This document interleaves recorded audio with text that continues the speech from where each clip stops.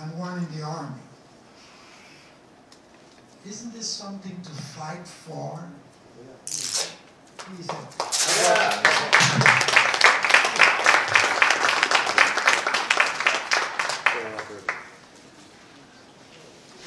We have on this panel 3 participants. Alberto was first, and unfortunately Alberto has to rush to the airport, but he will be here as long as he can.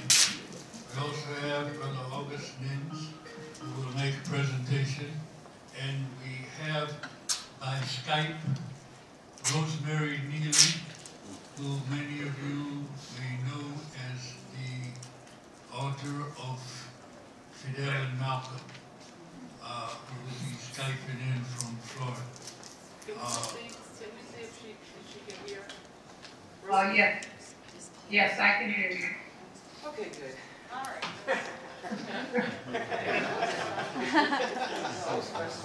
That's good. Okay, Rose, you're on. Oh, Alberto's finished? Yes. Bon viaje, Albert. She said, good trip, beyond the epic, Wayne beyond. Thank you. Well, good afternoon, everybody. Good afternoon. Okay, so good afternoon, everybody. I'm sure you were very guided and attentive to Alberto's presentation. And what I'm going to do is follow up with him with a couple of introductory pieces. And at first, I'm going to start by you all for being here today.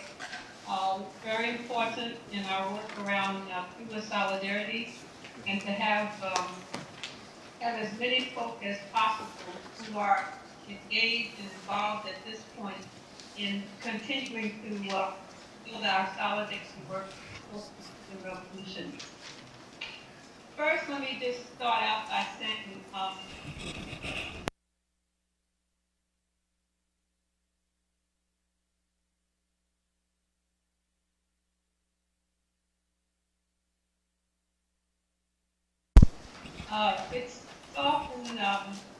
we feel that we politically engaged, politically involved, that the issue of race is racism or race is not something that we need to be at all times. But I think what happens in our solidarity oftentimes focus on getting the work done, ensure that we are ensuring and preparing for our table. And the question of race sometimes gets put in the background. And it's not until we are faced with the problem that we begin to internalize what the right is, begin to take that it's our responsibility, what is our task to begin to address this question. And of course, it comes up, I'm getting feedback. Is that just for me, or I think is everyone hearing me okay? Yeah, we're hearing you. Generally, we're hearing you all right. And Rosemary, just so you know, we've tried to pass around the document that you sent from Esteban Morales on the definition of, racism. And so and we're going to ask people, there's limited copies, so try to share them maybe amongst yourselves. Just wanted to let you know that that's what's happening, but we can hear you. Okay, good. All right, well, I know I'm strapped for time, so it's just too bad we don't have enough time to spend to this issue. And that's one, I have a problem with that, but given the realities now, I'm going to try to work through this. While racism in other countries takes on many forms, we all know that that racial groups in many countries find themselves impacted by racism, and oftentimes it's emerging from the United States, because the United States is a global power, and through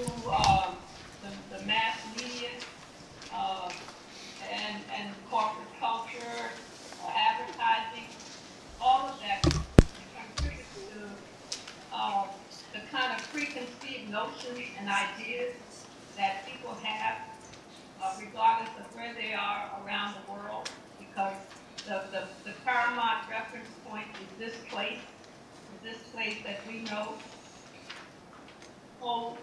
So this powerful ideology of racism that we all are aware of, it's promoted. And therefore, the whole concept of whiteness is promoted. Whiteness means privilege. And so the ideal then for humanity, well beyond the West, is whiteness.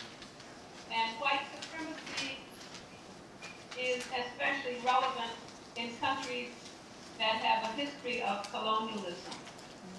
And this is what Alberto was talking about. In Cuba, the country that we are have been struggling for years to support and are in solidarity with, that country obviously experienced that white supremacy, those ideas of white racism. And it was only, as we know, all of us know, that with the revolution, it changed, it transposed those power relations. And when you look at what Morales is talking about, he mentions how institutions, he says in the down where the middle of the paragraph, he talks about racial prejudices, and he says racism is present even if it does not exist in an institutionalized way, or can be seen as underlying an individual consciousness. And I think that that's what the young people that brought up this issue in the last delegation, which helped to bring this whole issue to this forum today, that is what the young people saw. They saw a representation of this individual consciousness. And coming from this place, it's understandably how their perceptions of race in Cuba could carry the same connotation as their experiences of racism in the United States. So Morales talks about, in the definition of racism, that we have to consider the ideological forms of social consciousness, meaning that one that considers certain men inferior to others, and he goes, quote, be it by nationality, social origin, sex, gender, color of skin, or etc., racism also becomes an instrument of power. And this is where I think we as organizers and as members of the solidarity movement, this point is so important. This is how in our orientation with these delegations, that we have a responsibility prior to taking delegations to orientate, to explain to people this phenomena, this ideological phenomena of how social consciousness, regardless of the transformation that has occurred in the revolutionary context, that there are aspects of that social consciousness that will be transferable in a visible way to what the delegation may observe and see. So if we start from the premise, as he goes on to say near the end of the paragraph, if we start from the premise that each individual group or family always holds a portion of power in society, no matter how small it may be, racial prejudices will be exerted. With that, a lot of power at some level of or region of social reality. And I want to just zero in on that. If we start from the premise that each individual group or family always holds a portion of power, he's not talking about state power. state power has been transformed into a socialist context. And what we have to be able to explain to our delegation, we have to draw that dichotomy. Because if we don't understand that, if we don't draw that dichotomy, then it's very easy then for people to have a wonderful experience on the island, but then because of their observations of how some of that social consciousness about race has been transferable into the society, and in 50 years, and we've been living here for over 300 years, and we have not even been able to touch on that consciousness without people feeling guilty in discussions. But at least as you have heard and as you will hear, discussions are taking place in the social context of the Cuban Revolution that yes, it's this social consciousness, it's this consciousness that we have to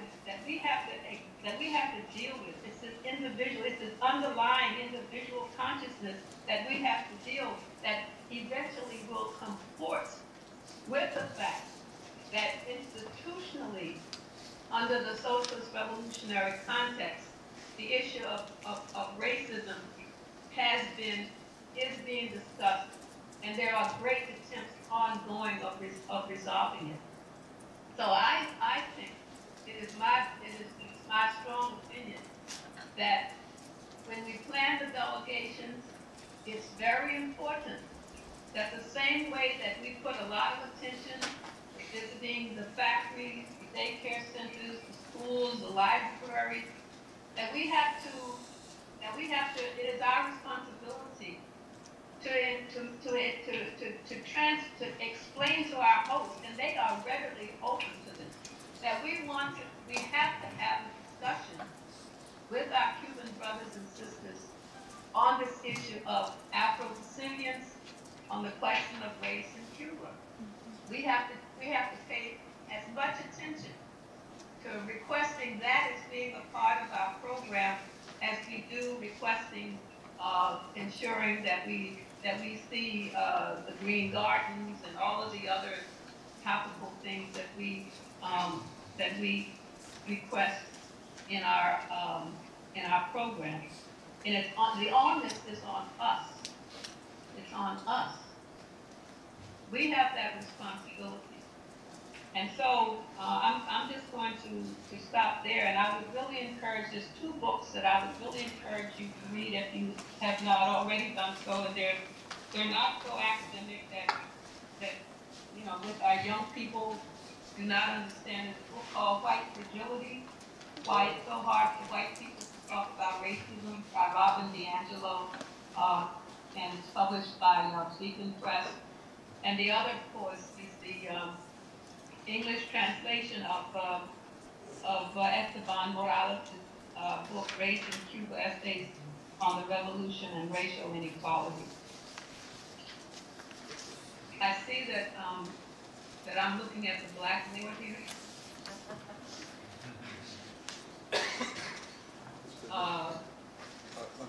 Are there any questions? And you know, that's the other thing. Usually when we're in this discussion about race, there's usually three things that occur inevitably. We get very defensive, number one. Secondly, there's a denial. And third, we remain silent. And we don't want to talk about it. I think we have to break through that. I'm not saying that's for everyone, but I'm saying that that's just the normal tendency, you know, because it's something that's uncomfortable.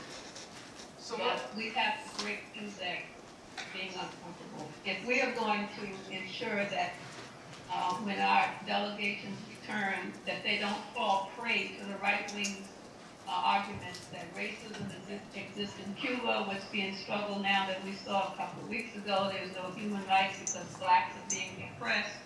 We have to, you know, it's almost like on all fronts in our struggle against racism here, we have to understand how the historical development of race in Cuba, okay, and then being able to defend the revolution in a principled way from that perspective as well. So Rosemary, this is Gail. I'm going to just jump in. And I know this is a really complex and difficult because you're, you know, we wanted to bring you in, we wanted to have you here, but via Skype, I know it's challenging. I don't know what you're actually seeing. It's an audio call. Okay, it's an audio call, so that speaks to that. Let's But what happened to the try to. We were initially on video. I know. Well, we're doing the best we can with the technology, and at this point, it's an audio call, and unfortunately, not a video call. There you go. All right. That's a good start. Do you want to try to plug in and then? So I'm just going to pass this on. Can you just repeat the names of the books that you've recommended so that those of us who are interested can write down the titles and authors, please? I'll be glad. The first one is White Fragility. Why it's so hard for white people to talk about racism.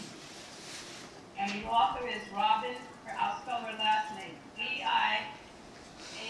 Viangelo. And the forward was done, as a matter of fact, by Michael Eric Tyson. And it was just published this year by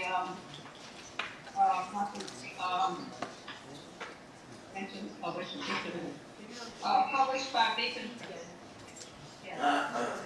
And the second book is, if you look at my APA formatting at the end of the handout, the book is entitled Race in Cuba, Essays on the Revolution and Racial Inequality, by the noted Cuban economist Esteban Morales Dominguez, and that's published by Monthly Review. And it's the 20th, and as a matter of fact, he worked on that book, so he'll be able to tell you more about it. Great. So we're going to ask August to make your comment. Okay. I'll try to be as brief as possible so we can bring people here in the audience into the discussion. As Rosemary suggested, one of the reasons for having this panel was how to help prepare delegations going to Cuba to deal with the race question. And we had a great example of that recently here in the Twin Cities. We had a delegation of African-American women who gave a report back about a week and a half ago, and two of them are here in the audience. We invited them to be a part of this discussion. And Rose and Ruben, stand up. And so one of the things they talked about is indeed how do you get prepared to deal with the realities of race in Cuba and identity questions. And so I want to say a little bit about that, and then secondly talk about the discussions that are going on within Cuba about how to deal with the question of race. As Alberto said, it's important to help people understand from this country that identity in Cuba is very different than identity in the United States when it comes to race. And it has a history, like identity has always, there are reasons for it. There are reasons why African Americans see themselves first and foremost as black, unlike Cubans. And as Alberto said, there is a sense of ownership, my explanation is a sense of ownership of the nation that exists within Cuba that generally has not existed for African Americans for all of the reasons that we all know. This is the question I always got when I began interacting with Cubans, the question, why do you all call yourselves African Americans and not simply Americans? And that question is fascinating in and of itself because it speaks volumes about the differences between both settings. Again, identity changes, and one of the things we have to help people understand is that it changes from one setting to another, from one country to another, from one time period to another. I oftentimes tell my students, the first time I was in Brazil, I was identified by a black Brazilian as the white professor who's very dark. It speaks volumes about the reality of Brazil. The first time I was in South Africa, I was an honorary white from South Africa in 1978. Identity changes, and it's important to help people to understand that just because what exists in the United States is not the template, the model that exists elsewhere in the world, and there's a reason for it, and I think indeed the sense of ownership of the nation is crucial in understanding those differences. In Cuba, there's been an ongoing struggle to deal with the question of race that has come about in the last 10 to 15 years. It has a lot to do with the special period. The special period itself revealed the continuing work, what had not been completed by the revolution. Those of us who had the opportunity to hear Fidel Castro speak at Riverside Church in 2000 heard him say in that meeting, in that speech, probably at 1 or 2 in the morning, Fidel said that we thought we had solved the race question, but we hadn't. There was unfinished business that had to be done. And out of that awareness and so on, a whole new layer of people, activists and scholars began to look and explore this question. And the person I've had the honor of working with the most is Esteban Morales that Rosemary referred to. And this is a book that Garrett Prevost and I translated and edited. And I encourage you to look at it, but it's symptomatic. It's symptomatic of the research that's being done on the question that hasn't been, that's oftentimes not noted, and oftentimes it runs counter to the claims of many that the issue is not being discussed, and sometimes the slander that it can't be discussed.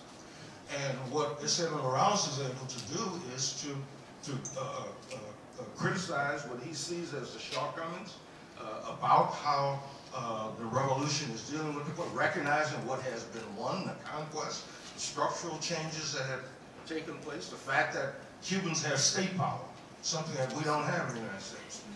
Cubans have state power to be able to begin to rectify and bring about these kinds of changes, but there's much to be done.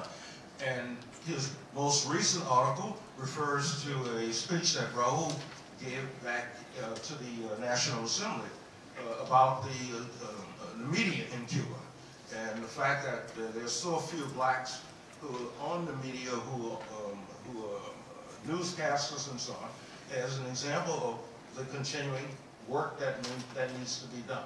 So Morales is perhaps the person I know best, and perhaps the scholar who has done the most to open up this discussion, to have this discussion, and so I think that's of crucial importance as a way to counter the claims that you can't discuss this topic within Cuba. It is being discussed, and it's being discussed by Cubans and the Cuban activists who are involved in it. And so I think I'll end here, and maybe Rose or Ruby, I invite them to comment on their experience, their trip. Ayan, not Ruby. Yeah.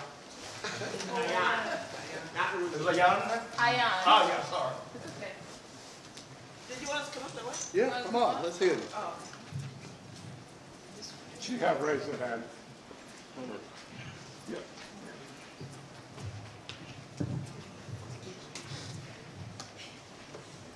Good afternoon. I'll wait for this. Can we ask you to hold your questions? Hold your questions. Information, please. I have a question. Yes, can you hold your question? One question. I've held my head up, sir, before. No problem. Can you just hold your question until these two sisters speak? Well, they might be able to answer it. Exactly. So just hold it for me. I'd like to know, I'm familiar with two of the people up there. I'd like to know if there was ever any empirical data done on the mental state of slave owners. Thank you.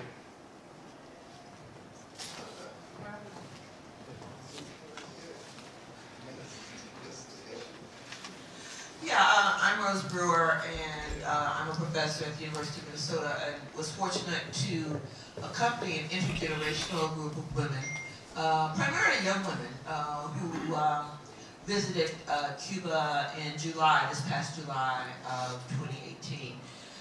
It was a quite eye-opening experience, and Professor Mealy, who I happen to know, by the way, I think she's quite right in terms of how delegates are prepared for traveling to Cuba. I've been there several times, and as one of our delegates indicated in our panel a couple of weeks ago, it depends on whom you're talking to get the picture that you're going to get. And not every delegation gets exposed to every nuance of a very complicated Cuban society. But what was very clear is that when you take an all-black women delegation, they're going to go to the experience with a certain set of assumptions, as Professor Nips indicated. And if those are not interrogated, and if they're not addressed directly, they will be imposed on the experience. Having said that, I think as always, it was quite incredible, and we did get some very powerful testimony about the nature of race and gender as it's intertwined in the Cuban context. I think I'll turn it over to Ayan, and if y'all have additional questions, we can respond. Hi, so just to reiterate, my name is Ayan Natala. I'm a recent graduate of McAllister College. While at McAllister College, I studied a lot about Black political movements, specifically what's happening right now in the context of Black students protesting in the area of Black Lives Matter. So I just want to say that for context. So before going to Cuba, I went to South Africa, and how I describe it a lot of the times is I felt like it was siblings putting me in my place and holding me accountable to my American privilege, and that I was imposing my understanding of race relations in that context that did not make sense post-apartheid. And so I felt like my siblings were disappointed in me, right, because they wanted to build collectively a Pan-African movement, and I was not ready to meet them. And so I think having that experience before I went to Cuba helped me, but like Rose said, I still made assumptions. And that's something that on my journey as an activist, my journey as someone who's Black that has a lot of different identities, I have to reflect about in terms of me making sure I'm really there in terms of this Pan-African movement that's starting to form in the 21st century. But one thing I wanted to just say, because I don't want to take too much time, is that one thing that was really important for me to do after coming back from Cuba is to do some reflection. And how I did that with some of the other young women on the trip is we made a zine. For those of y'all who don't know what a zine is, it is a form of bookmaking, magazine making, that's accessible for people who don't have access to publishers and a copywriter. And so thinking about in the context of the embargo, right, and in Cuba, we don't have a lot of access to share knowledge, and that's something that y'all have been talking about all evening. And so one thing that was really important for me was to make something that was accessible to cross literally the borders, these imagined borders that I could bring back, right? And so this is volume 1, but I hope that I can go back for volume 2, and it's not my voice, it is Cuban women, and I can bring that to the next conference. And so something that we would often say, we come to you as women who are also hurt by the American empire. Thank you for having us in your home. We are a delegation of Black women from America and the African diaspora. We come in solidarity with the Cuban people. We are excited to learn more about Cuban people, your resistance, and learn how we as Americans can work together in hopes of challenging the embargo. Do you mind if we record and take pictures? And so that's what this zine is all about. And so I would say if you want to mentally prepare yourself, if you're a Black person interested in the delegation, I would highly encourage you to read this. It's very much centered in Black feminist thought, but I think it's helpful for anyone to go, or for anyone to read, even if you are not Black. Because I think there's also a lot of assumptions that we don't talk about that's happening with Black Americans. That's something that we as Americans also don't talk about in the state of 45. Just a quick response to my sister's question about the mental positioning of, I'm restating what you said, of white people. I think that's what you asked. Slave owners. Well, back to Professor Mealy's recommendation about the white fragility piece that's been published. That might be one place to look. But I would say, to me, the most profound analysis of that was Frantz Fanon, who of course was a psychiatrist, who fought in the Algerian Revolution, and tells us a lot about the colonized and the colonizer. So I would say yes, the premier work has already been written. Thank you.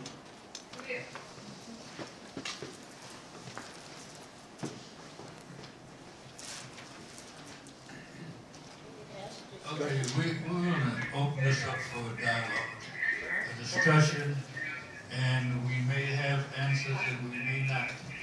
But at least we want to put it on the floor. Starting with Musa.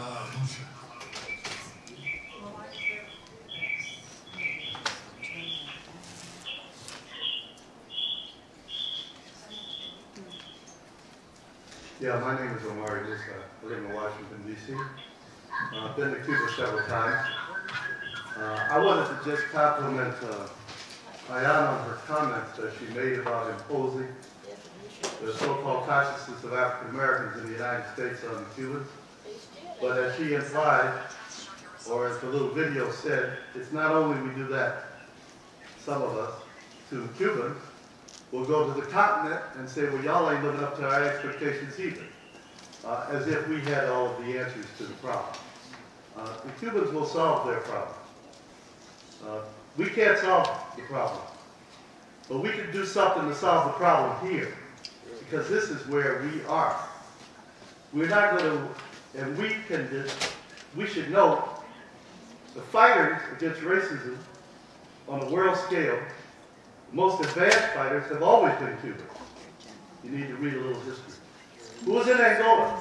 Mozambique, Algeria, in the face of what the imperialists say and do. That's part of what we have taken, we should take to Cuba when we go to Cuba. That's a part of the diaspora as well. Cuba is more than African and Spanish, as any Cuban whose ancestry is Chinese will tell you. As many say, the nation of Cuba is a formation of Chinese, African, and Spanish. Not European, Spanish, by and large. So I think one of the things that we have to do, and one of the problems of trying to educate so-called people, African Americans, who are, I mean, we are so concerned about what we call white people, we can't pay attention to what's really going on in the world where we live today. More people, racism is not on the rise in the United States, for example. People will tell you it is, some people, but it's not. You don't get shot down on the streets in Havana by police, right? Yeah, they got problems, as every Cuban will tell you, but Cuba's not perfect, it's not paradise. But for 50 years, 60 years, they've been fighting the beast that we've been fighting. Now the other question is, it's integrated into the struggle of the Cubans to form a nation. The Africanness, the Chineseness, and the Spanishness, and that's what Cuba is. So I urge everyone to leave your baggage at home when you go to Cuba and really begin to learn about the history and the struggles that have been waged by Cubans. Alberto raised something else interesting, and I'll end on this. He tried to let us know the integration, if you will, of the fight for Cuban independence against the Spaniards and the fight to abolish slavery. They went hand in hand. Now, they never had a civil rights movement, as we call it, in the United States and Cuba. But they made a socialist revolution in Cuba that we ain't nowhere near yet. And that makes the big difference. And that's the difference we have to say. I know Esteban, I've been at his house, we talk, we argue. You don't have to agree with each other to do that. But you got to at least put the cards on the table. Most of what my experience of going to Cuba with some African Americans, not all, is that the first thing they think about is beginning to see Cuba through the eyes of our experience in the United States. And once you do that, you'll never learn about Cuba. Okay. So, thank you. Let's try if we can, there's a lot of feedback on there, so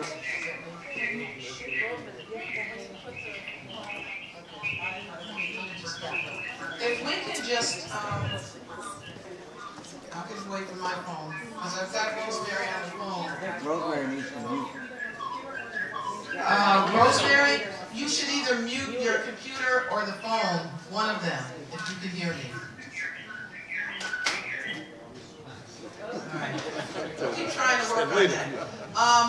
If we can kind of keep the comments more to succinct, because I know there's a lot of people with a lot of ideas, and we're trying to have a question. I'd like to really suggest, I really want to suggest that we take advantage of the fact that we've got younger folk who have had experiences that may be different from those of us who are older, to really be a part of that conversation and maybe to direct some of those comments to them. So we can just kind of be a little more pointed with the conversation and make questions to some of the younger folk in the room. I want to let Fred do his thing, I guess. Yeah, something call on here. What do I do? Am I being heard? Yeah. Okay. I'm from the DC Metro Coalition, Andrew Pulley. I think we should first of all recognize when we organize people to go down to Cuba, that our goal is to learn from what the Cubans have done, not to go down there to teach them anything. We're not qualified to teach them anything. I don't care whether you're young or old or whatever. When we change this rotten country and get rid of the racism here, then perhaps we'll have some influence. That's not to say the Cubans perhaps can't learn something from the overall black struggle looking back. I think they have. Fidel talks about it quite a bit in his talk. But our mission when we go to Cuba is not to teach the Cubans. Our mission is to learn. Learn how they got rid of police murdering people. Learn how they got rid of unequal education. Learn how they got rid of the idea that you should basically be subordinate to your oppression, or somehow try to modify your demand because you believe in some idea of gradualism. I just want to make one other point with regard to the economic reality of Cuba and the state of the African American community in the United States. Black people and Latinos are fundamentally working class people in the United States. That's what we are. Okay, there are a few billionaires now, maybe one or two, and millionaires. But the great masses of people are workers. The Cuban society is run by and on behalf of working people and farmers. Let me say this. I was born in Mississippi, picking chopped cotton from the age of 8 while going to school. I know directly and very clearly, objectively, empirically, what racism is. It's manifested in real concrete facts. And when we moved to Cleveland in '63, we saw the northern face of it. And we had to have combat when we moved into changing neighborhood, with the local neighborhood people, over parks, etc. Nothing like that exists in Cuba today. And that's long gone. Thank you. Thank you. And I'm sorry. I know that in some ways, opening this up, we knew that it was going to be difficult. This is right. It's a large issue, but we felt it was important, and the responsible thing was to at least make an attempt. But that's a two-way street. We need people to be short, succinct, to the point around this particular issue. And I would like to, Franklin, ask if we can hear from Joshua. Hello. I was on the last brigade when I think the incident I think we're all referring to was we went to a celebration and there was a blackface minstrel show in Cuba, and it was a minstrel show. And that delegation was really, the demographics were really a lot more younger people, college students, and they just didn't know how to react to that minstrel show because of course, it has a certain context in America. We all know what blackface and a minstrel show means. You know, it comes from Jim Crow and racism. But they were trying to wrestle with, how do you contextualize, I guess, what that meant in Cuba because we were looking around and a lot of the black Cubans were, they weren't upset. But obviously it meant something different. But we were just trying to get to the bottom of, how do you, come to Cuba as an American or as a person that grew up in the United States, and how do you, wrestle with the race question in Cuba? And I think I'm asking y'all, I don't know, how can we better prepare our delegations for, not necessarily the institutional racism or systemic racism, but, the stuff that still manifests in the culture, that links in the culture, like the imagery and the symbolism, like even at the camp, at the International Camp in Magneto, there's like a character in the on the stage. It's like Sambo-ish. How do we wrestle with that? So that's my question I pose. Like, how do we educate people before the delegation to be able to protect the revolution in a principled way, but I guess critique the issue of the lingering symbolism of racism. Right next to Josh Hedford.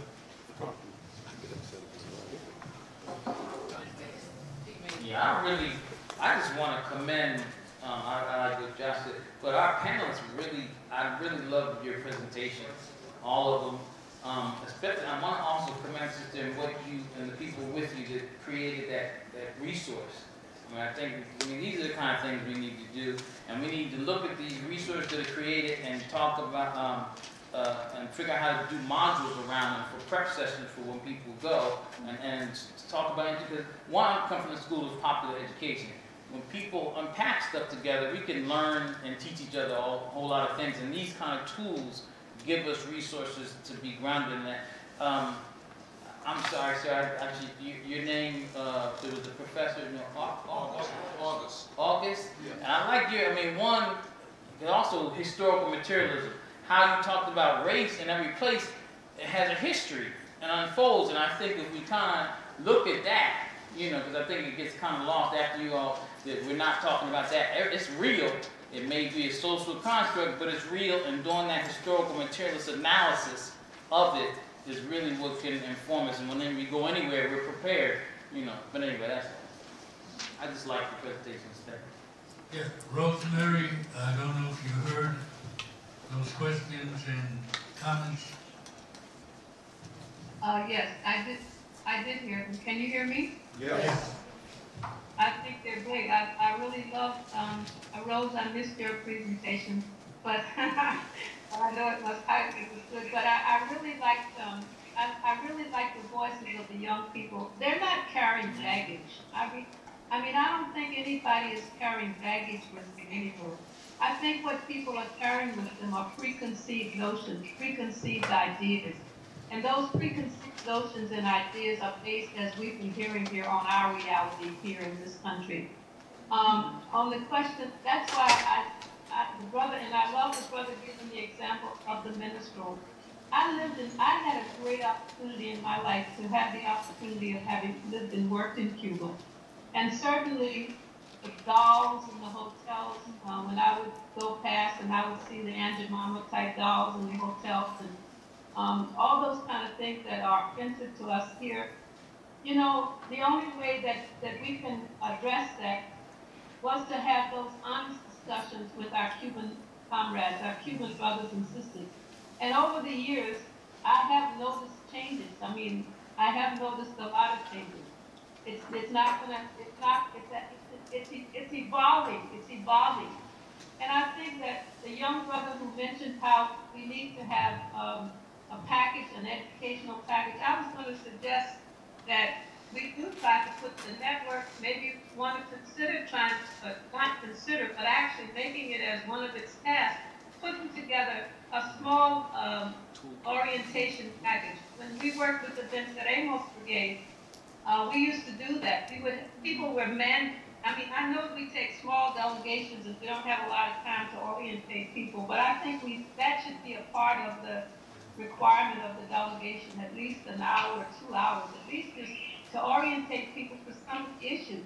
I don't think any of us is saying that our primary struggle is not here in the United States to deal with the issue of race. That's all we've done. That's all we've been doing. I also think that not focused on race for a long time, and I'll be transparent. For many years, I would return and I would say, oh no, there's no racism in Cuba, without clarifying that institutionally racism does not exist, but on that personal level, that racism takes on a voice of its own. It takes on a figure of its own. You know, it becomes racialized in society. And I think that that's what we're grappling with, and that's what the Cubans are grappling with at this very moment. How do they take that experience? And it wasn't us from the U.S. who's telling the Cubans what to do. You know, the same, I mean, that's their revolution, and they know they have to defend the revolution, and they know that it's a way to defend the revolution that they have to deal with this question of African descent or Afro-descendants. They know that. They've been doing that. They are doing that. And I think if we can convey that in our orientation, that's the first step of our not being embarrassed or taking people and then they come back with the same preconceived notions that I mentioned that happened globally. So to kind of close that mandate, we need to put together an informational package. We need to orientate people. We need to struggle with racism here in this country. And you know, we're not taking it there, but we need to have honest, principled discussions with our brothers and sisters. And that's why I'm saying that the same way that we plan a program to go to the micro-retreat, what's wrong with asking a question that we have a session on this issue? I think that that's laudable on our part, and it's principle on our part to say to our hosts that that's something that we would like and that we need to do. Yes, we have to do that. Thank you, Rose. We're going to go to August, but after August, make a comment. We have Felix, somebody from Fifth Graders, and others.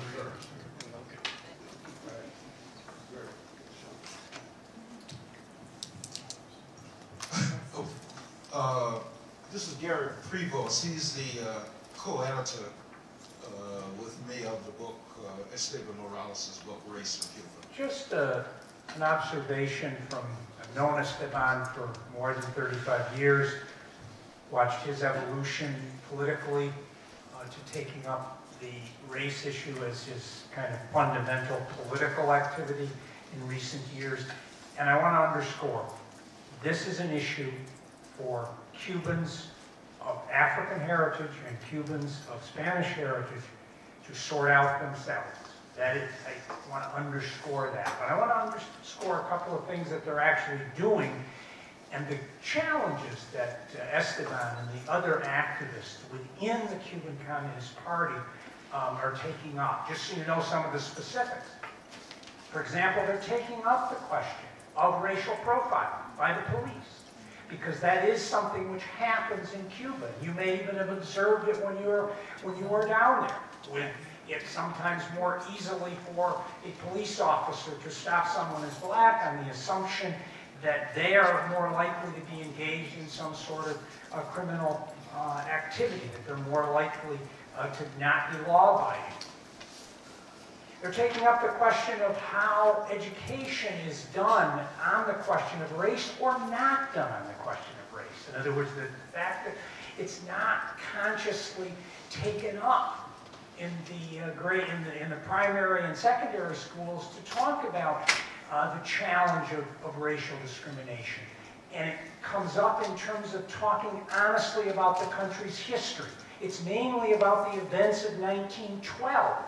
And those events only in the last several years being properly addressed within Cuban history, because in general the revolutionary history accepted the Republican period's history on it, which distorted what happened in the massacres of 1912.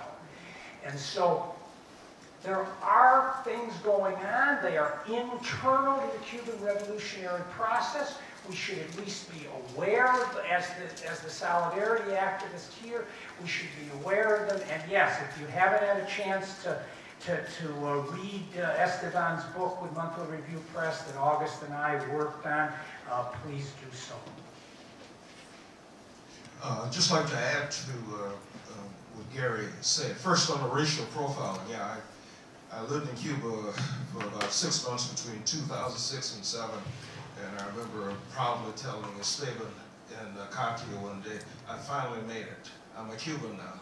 I got profiled by the police.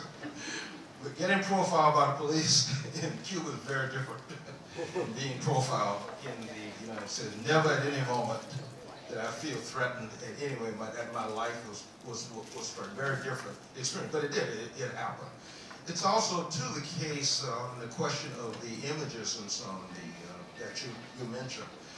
That was the case in the United States. Some of us are old enough to remember what it was like before there was a Freedom Now movement, or what is now called sometimes the Civil Rights Movement. But that was characteristic in the United States. We had a movement that got rid of it. That's why the minstrels and all of that are no longer around. We went through a mass movement to get rid of that.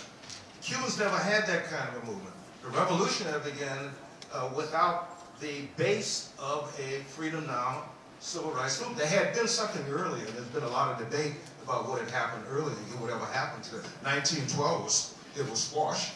There's no doubt about that in 1912. But the revolution itself, they had to begin from scratch in many ways on the race question.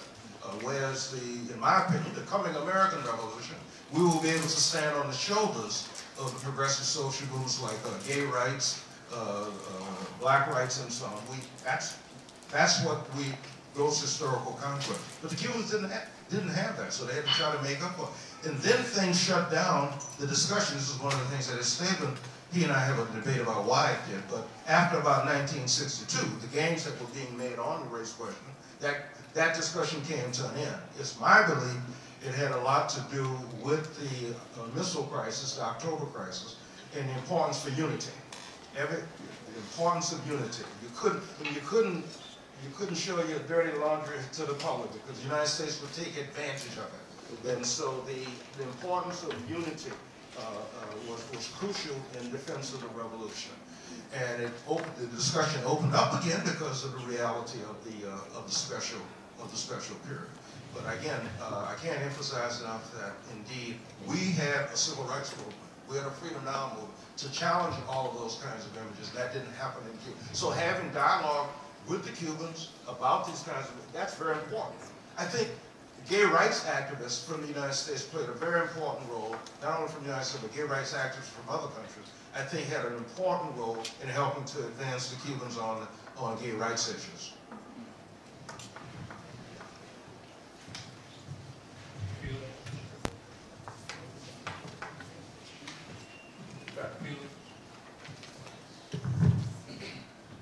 Thank you.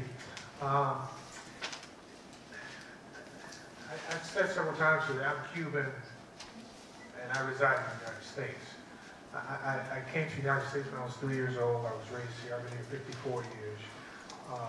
For the last 8 years, I've probably spent more time in Cuba than I have here in the United States. I was there all of the month of September. I was there all of the month of July. I was there all of the month of February, half of May. I lived there in a 20-floor high-rise in Fontainebleau, for those of you who are familiar. And I tell you that so that you understand that I'm Cuban. Just because I speak perfect English, I also speak perfect Spanish. And I'm bicultural because being black American is very different from being black Cuban. Yeah. And you have to be very careful about what you think you see. Yes, those images, for an African American, Cubans would say, why do you call yourself African American? You're just black. We're just black in Cuba. Those images don't necessarily bother Cubans in the way that it bothers African Americans. In some instances, some of those images are spiritually related. In some instances, you know, the Aunt Jemima dolls. And I do travel groups to Cuba, you know, and it's primarily African Americans. I had a group of 20 alumni, University of Michigan, all young professionals, African American women. We had to meet with Sandra and Elizabeth at ICAP, and Gloria Rolando did a presentation for them and showed her video. Gloria Rolando has done some excellent work on this issue of the images, which have to change. But understand that it's a very delicate issue, because in Cuba, though it's inappropriate, but that image of that Aunt Jemima doll is actually kind of adored by some, both black and white. It's interesting that in Cuba, and part of this is because in 1962, I believe it was, Professor, Fidel Castro said, "We are all one." And he said racism. As a matter of fact, it was 1962 that Fidel Castro, or 61, passed the civil rights legislation in Cuba, which is one that said we are all one. And since then, Cubans have been, by and large, all one.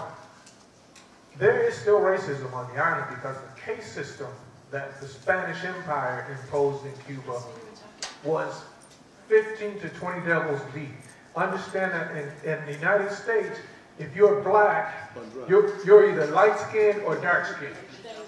In Cuba, if you are black, there are 15 to 20 different levels of black. And there are some Cubans who are walking around saying they're white, and when they come to the United States, they can have a rude awakening. They're black. Okay? So I say all that said, you've got to be very, very careful. I've sat down with Esteban Morales as well. And the issue of race, you know, and I live in White Picket Fence, USA, in Okemos, Michigan, which Rachel can attest to. It's my subdivision is one other black family. I don't have the relationship because there's still tension in the United States between black and white. There's tension between you and I when we talk. In Cuba, now it does exist for some percentage of the population, but generally speaking, in Cuba, that tension doesn't exist any longer. It's been eradicated because during the special period, everybody ate banana peel sauteed like as if it were protein on a piece of steak. Everybody, not black people or white people. Now, the other thing that we need to understand is that the civil rights movement, the American civil rights movement, started in Haiti with the first slave revolt there, and then it migrated to Cuba, where some of those combatants became the Bambises, who fought the Spanish Empire, and eventually after the Third War, Spain relented, but they turned the United States over to Cuba. And they turned Cuba over to the United States. And the United States wanted to colonize Cuba so that they could expand American slavery to Cuba and send all black people, and this is documented, and send all black people in the United States to Cuba. And so when all of those Cubans of African descent demanded their freedom that they fought so hard for, the United States ordered, and I'm mentioning this because when you mentioned the massacre, not everyone in this room understands that because those Cubans of African descent demanded their freedom, which was granted to them, which was promised to them, the United States called for a massacre to quell the rebellion. And there were over 10,000 Cubans of African descent, men, women, and children shot at sight. Over 10,000. And Teddy Roosevelt, who went on to become the president of the United States, was sent with the United States Marines, including the Buffalo Soldiers, to supervise the massacre. So the history, and I'm done there, the history, you got to be very careful. You got to be very careful when you start talking about it because it's a very different perspective. White men in Cuba will say to their white wives, "Mi negra." That's right. My black woman. White men in Cuba. So you have to be very careful when you talk about what needs to change in Cuba, but you do need to prepare the African Americans. My brother, this is the kind of discussion and information that we need. And we need to carry it out on some kind of permanent and consistent level. Unfortunately, we always run into the issue of time in our meetings here. And because of that, it's an ongoing question, and I'm sure this will be on the floor again at our next meeting. But I think we have, we have some questions, folks from Pennsylvania. We have one other person, and then we're going to try to cut it because we have to move to some other stuff. Don't worry, I'm not doing a history lesson. So I really just wanted to acknowledge what's already been shared on the panel.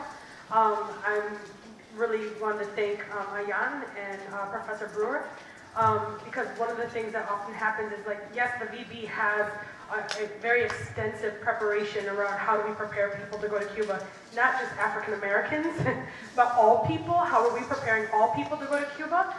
Because otherwise it continues to create that same dynamic of who needs to be taught and who doesn't, which can then create dynamics among the people who are traveling on the trips.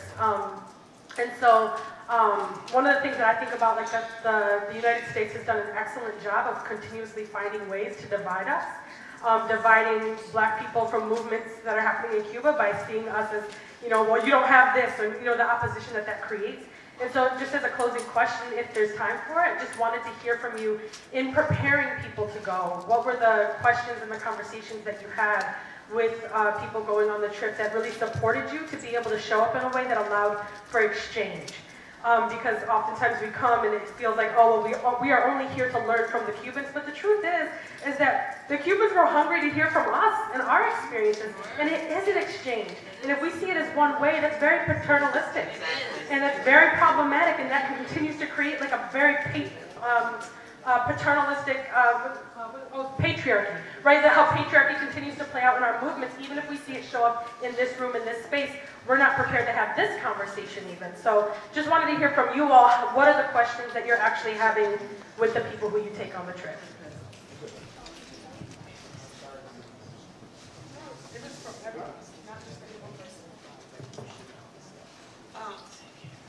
Is this on? Yeah.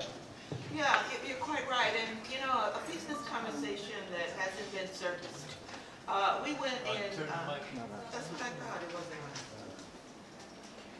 A piece of this exchange that hasn't been surfaced is quite true that structurally things have evened out. But the reality is the island, Cuba, is in, they're in struggle around the economy.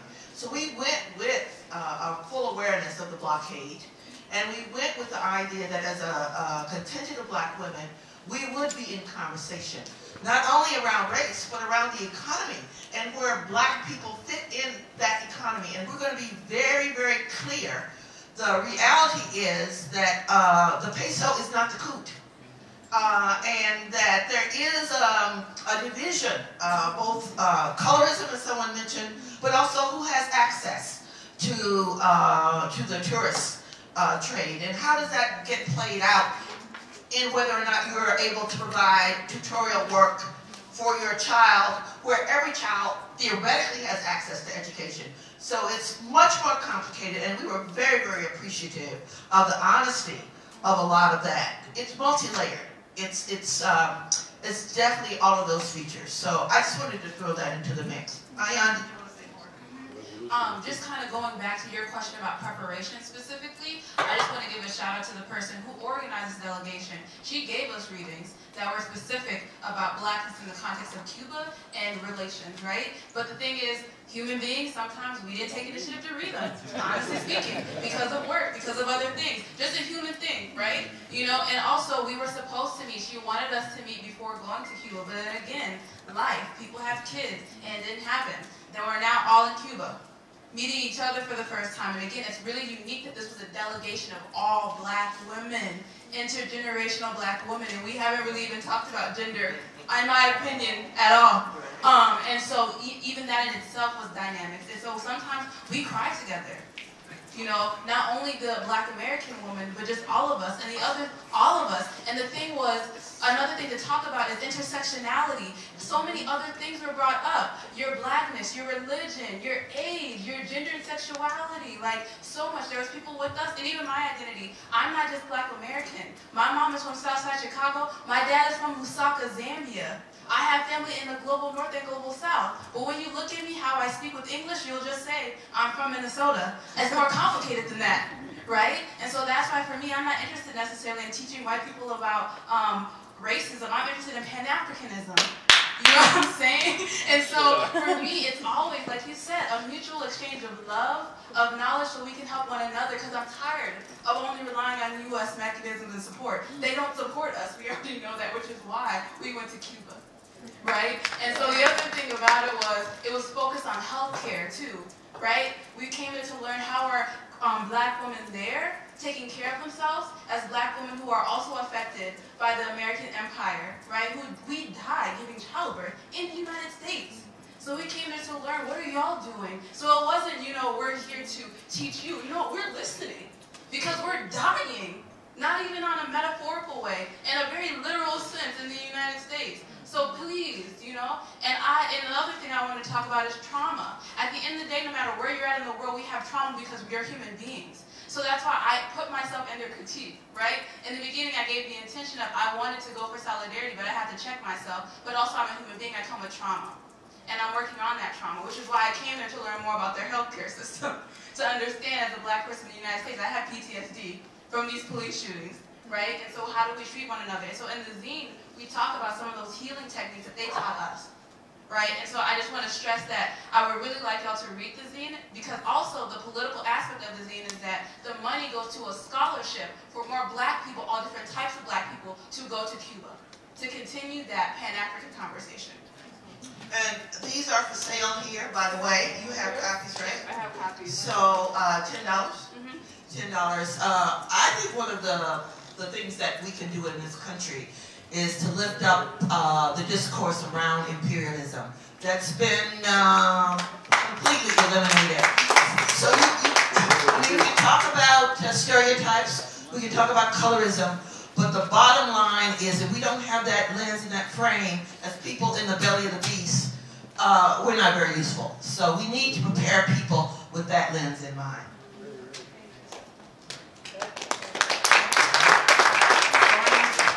You have to ask first. Final comment. You.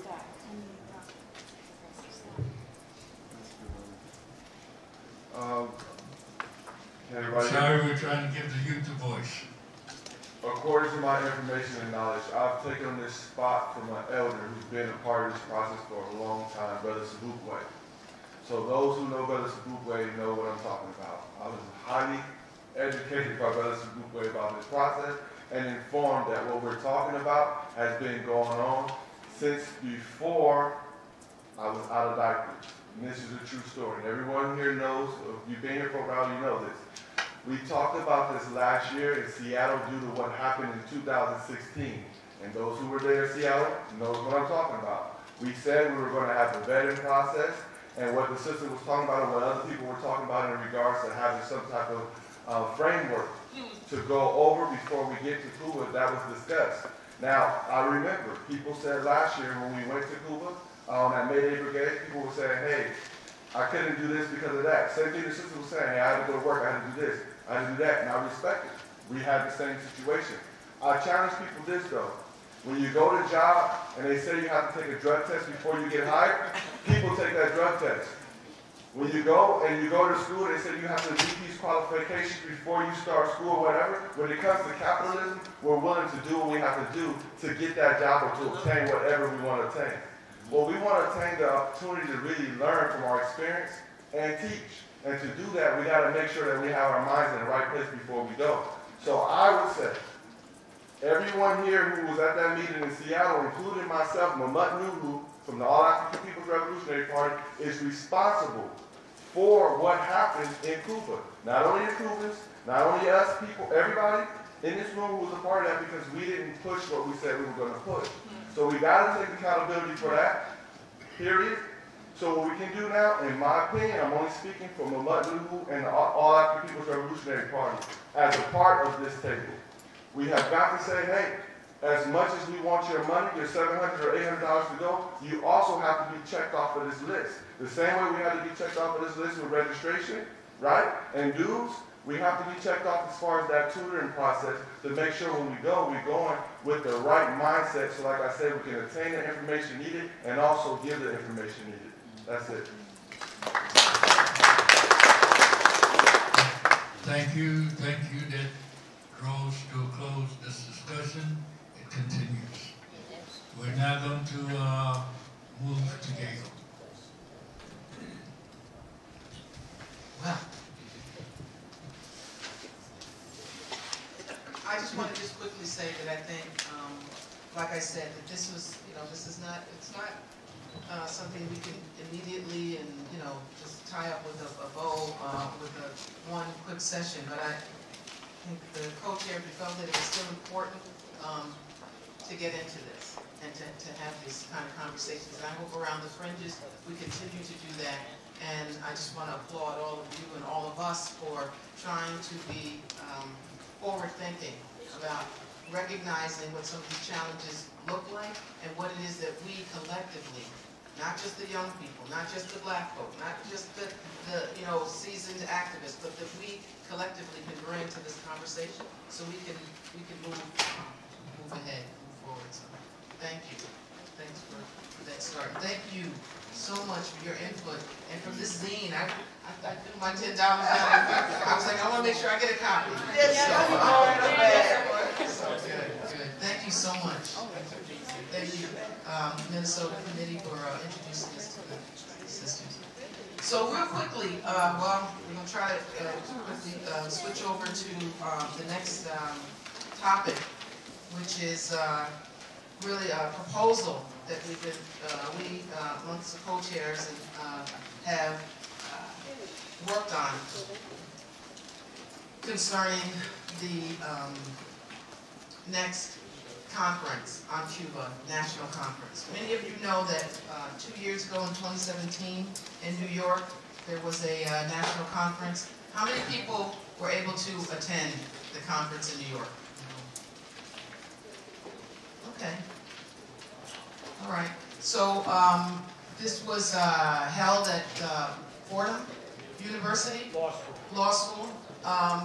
There were some workshops, plenaries, and I think clearly at the end of that process, there was a discussion about the desire to do something on a twice a year. Is that biennial? A biennial basis, every 2 years. That this would be an opportunity for us to really highlight Cuba and to talk about Cuba. My hope would be in a broad and diverse way. So there has been discussion about where would a good venue be for the next conference. There was discussion about New York, where we held it 2 years ago. There was some discussion about New Jersey. There was discussion about Chicago, different venues. But what we wanted to propose, and this is a proposal, and it's an emphasis to say this is a part of a conversation. I don't want to do a lot of talking, but I want to kind of throw out a proposal as to why and the reasons we want to make this proposal, and then have a dialogue, all right, have a conversation. So at the close of that gathering in New York in 2017, there was the suggestion that we reconvene in 2 years' time.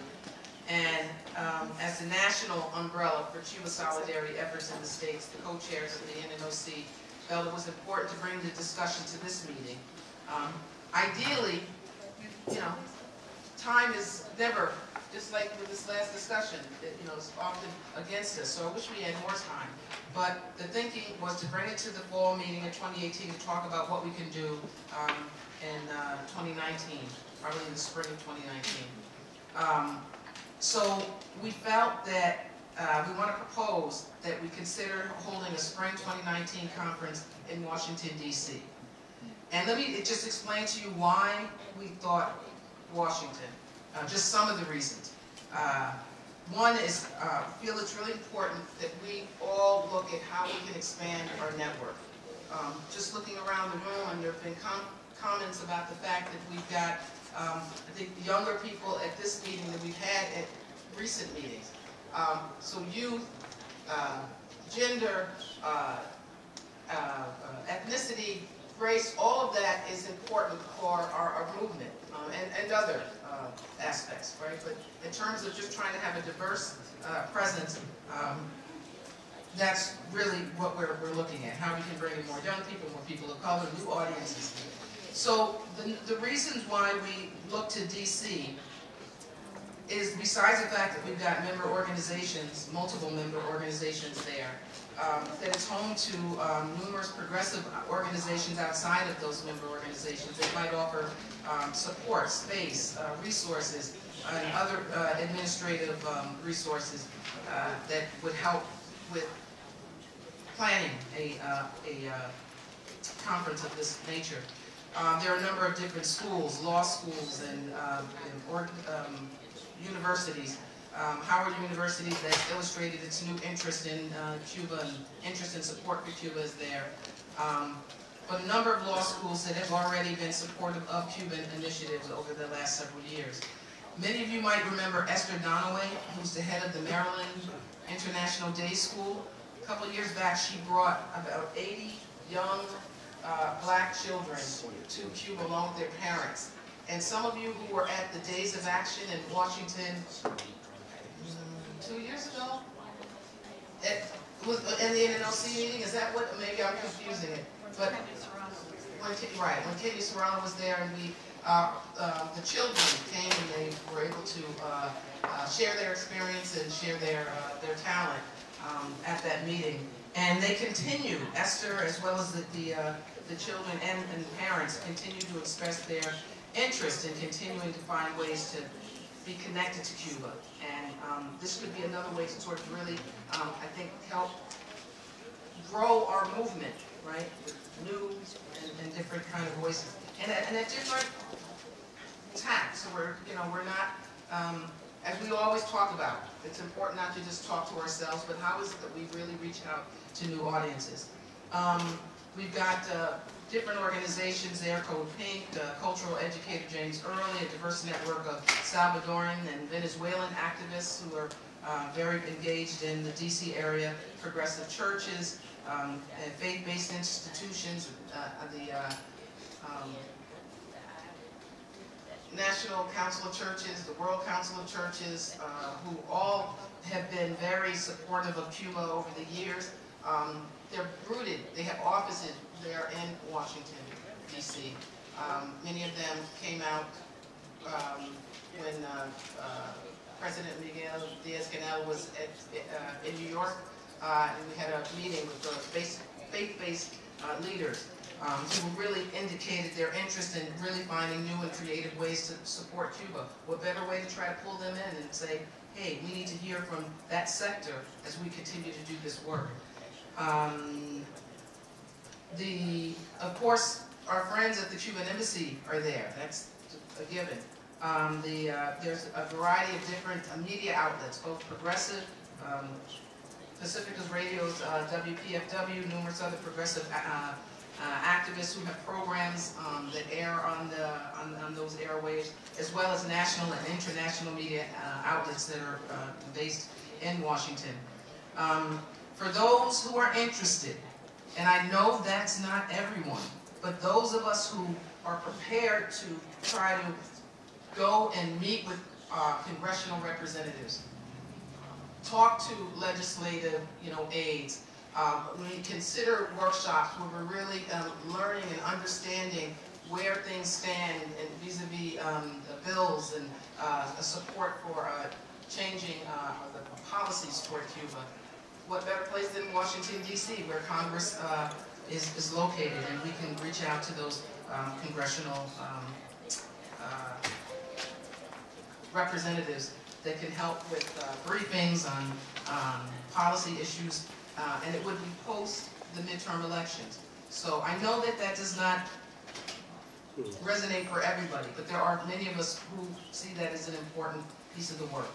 And then, of course, the Washington Office on Latin America, and the Latin America Working Group that do a lot of that work are located there as well. It's a major intersect in terms of transit. We've got close proximity to Cuba Solidarity groups in Howard County, Maryland, Richmond, Virginia. Train, buses, planes all make their way. Those of us on the northeast region can, I think, make our way down to Washington.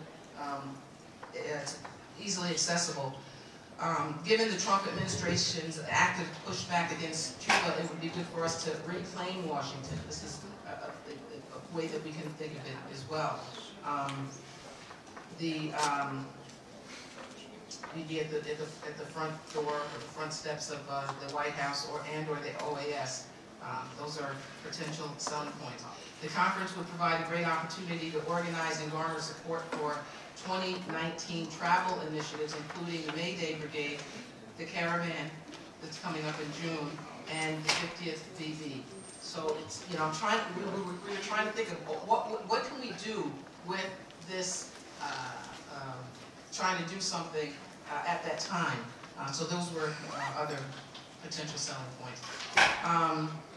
In short, you know, the conference in New York was a great kickoff to the idea of trying to do something on every other year. And in terms of trying to think about how we do this work and spread it around so that there's different venues, different organizations that we're tapping into, we just thought that this would be an ideal next step. It would take a lot of work. No matter where we do it, it's going to take a lot of work.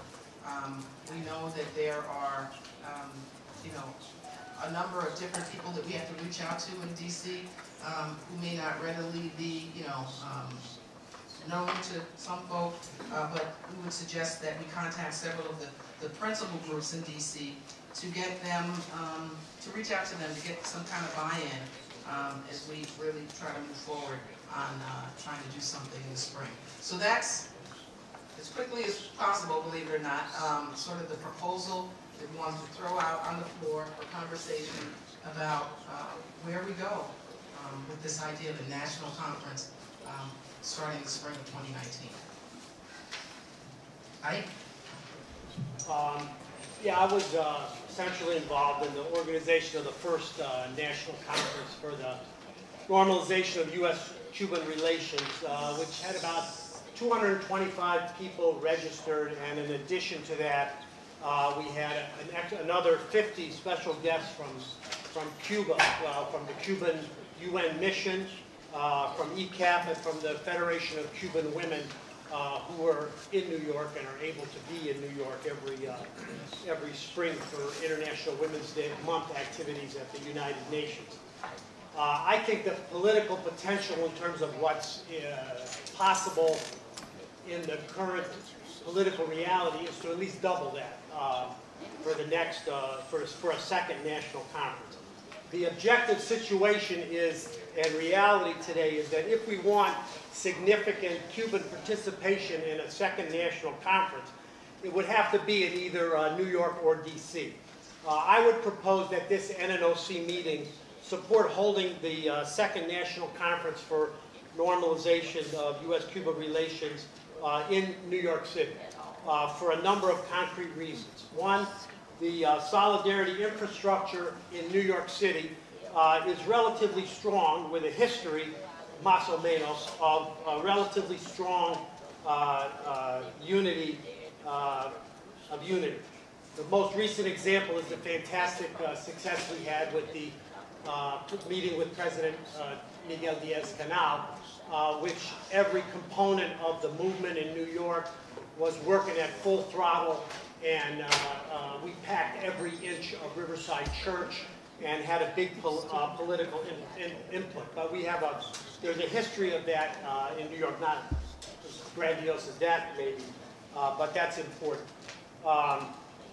Also, in the New York-New Jersey solidarity movement has the solidarity cadre, the activists, all the national organizations that are in solidarity with Cuba are in New York. All of the socialist-minded political parties that defend Cuba are headquartered in New York. New York, there is a rich history of solidarity with Cuba in the African American, Puerto Rican, and Dominican communities. Many significant university and cultural arts organizations that we've worked with many times over the years have years of exchanges in Cuba. Second, the Cuban mission to the United Nations is a big ally in this and will help us in many ways. And as Brother Miguel said earlier, I mean, of course, we do have the Cuban embassy in D.C., and that's very important. I'm sure it'll give tremendous support, but much of their staff, I think he said 60%, has been lost in the last period. Also, as I mentioned before, the FMC delegation will be there and can participate as they did at the last one. Now, I love New York, but I'm not a New York City chauvinist. I'll be the first, when we abolish the outrageous travel restrictions, to propose other cities for future national Cuba conferences. Now, briefly on the process. It's great that the NNOC leadership is politically committed to taking the initiative to organizing a second national conference. But I assume that we all understand that this cannot be an NNOC conference or a bigger NNOC meeting. Our small network can be a key small wheel gear that moves bigger ones. The important success of the 2017 conference was based on a democratic and participatory process, which was registered in weekly conference calls, some 18 to 20 of them, with 15 to 25 participants and minutes promptly sent out for each one. We made strides, not fully successful as Peter will testify to, but we did make some strides to create an online platform for discussion. All of this will, of course, wherever we decide to help initiate having it, will have to continue and be deepened.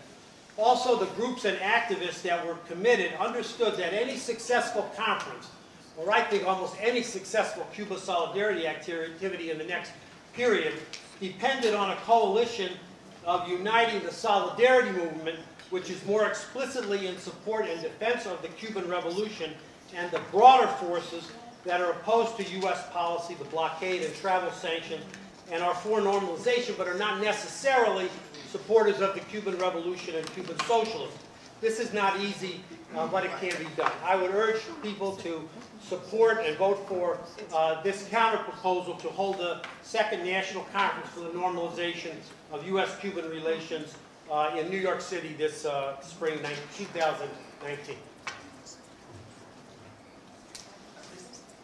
I'm going to try and talk loud since I don't have a microphone. So I want to speak in proposal of that was just put forth by Gail in terms of having a second national conference in Washington, D.C. I come from Durham, North Carolina in the South. And one thing that has struck me about the composition of the NNOC is that it is primarily folks that are, primarily folks that are based in the Northeast. The U.S. South has a long history of international solidarity movement, and so I think that it would be important that for those of us from the South would be able to travel to Washington, D.C. and have. I actually think that the reduction in U.S. Embassy staff is not a reason to shift this important conference. If anything, I think it's an important reason to be in D.C. and to stand in solidarity with the embassy and all that it has been through during the Trump era. I was at the footsteps of Che Brigade when the alleged sonic attacks news had just broken, and we made an independent solidarity statement in addition to the declaration at the end of the brigade against these alleged attacks. And what was clearly, U.S. imperialist lies to try and diminish all the gains that had been made in normalizing the relationship between Cuba and the U.S. I had the opportunity at lunch to be in a communications meeting where it came up that one conference a year was insufficient, and that we certainly need to join together again more than that to share these important spaces. For example, the conversation that just happened around race in Cuba, and this amazing pamphlet that I had a chance to briefly look at, and the importance of learning, especially as Miguel Fraga shared on the great scientific cutting edge that Cuba is on, and the normalization of relations and the first time of sharing that, scientific research together. I think in the Trump era, there's no better location than at the Capitol in the belly of the beast in the United States. I think Washington, D.C. Is the perfect location, given it is the seat of, the regressive policies that are coming down from the Trump regime. I also think that the addition of 3 new groups warrants an opportunity to have an additional conference, and I would really like to consider the NNOC's exploration into building Cuban solidarity in the South with organizations that have been working against U.S. domestic imperialism around immigration, and a lot of the forced refugee status of folks from U.S. imperialism. And so I know that's been going on in Georgia and in North Carolina, where I'm from. And there's a lot of support and solidarity in the U.S. South with Cuba and all the gains that have been made in Cuba.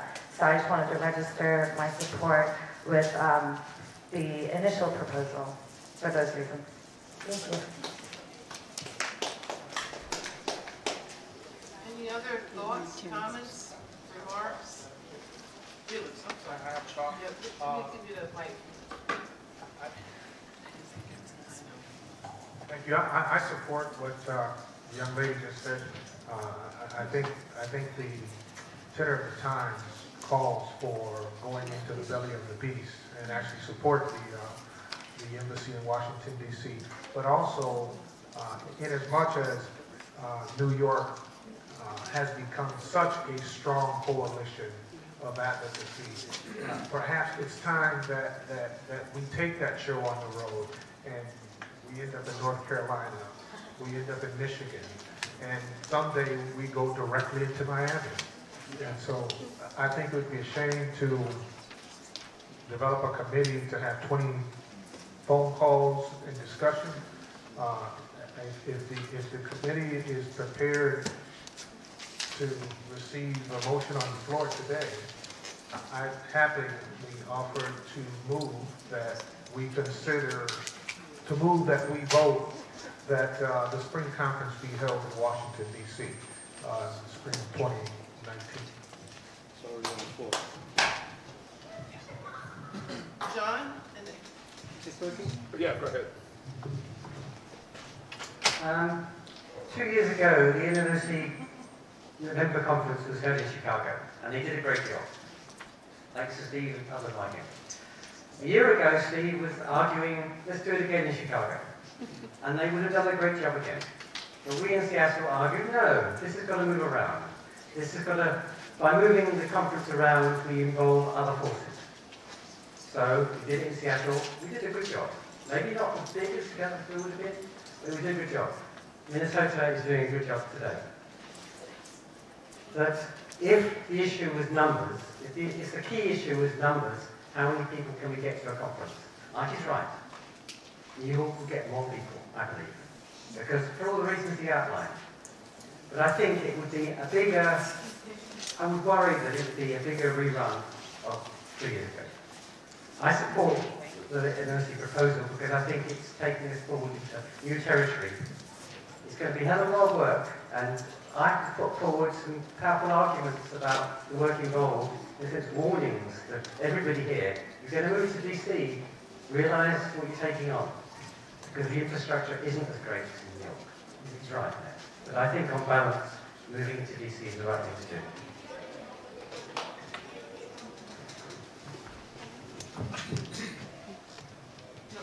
Yeah. Thank you. I just want to chime in on I think the incredible benefit that Washington, D.C. would have, especially for diversifying and activating a young and diverse population as well.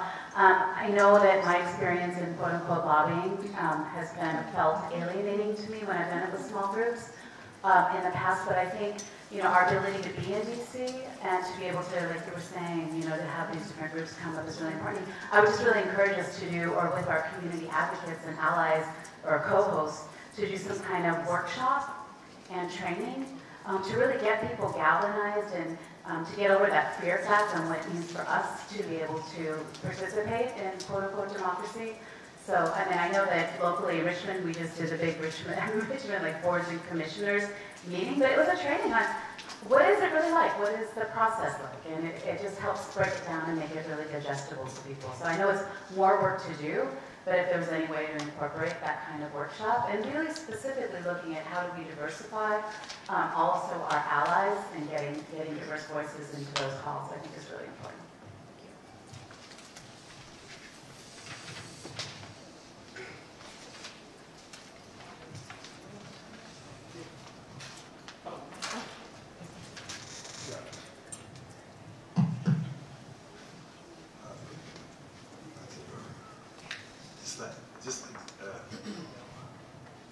Just like to say that the issue of doing conferences in DC, what was it?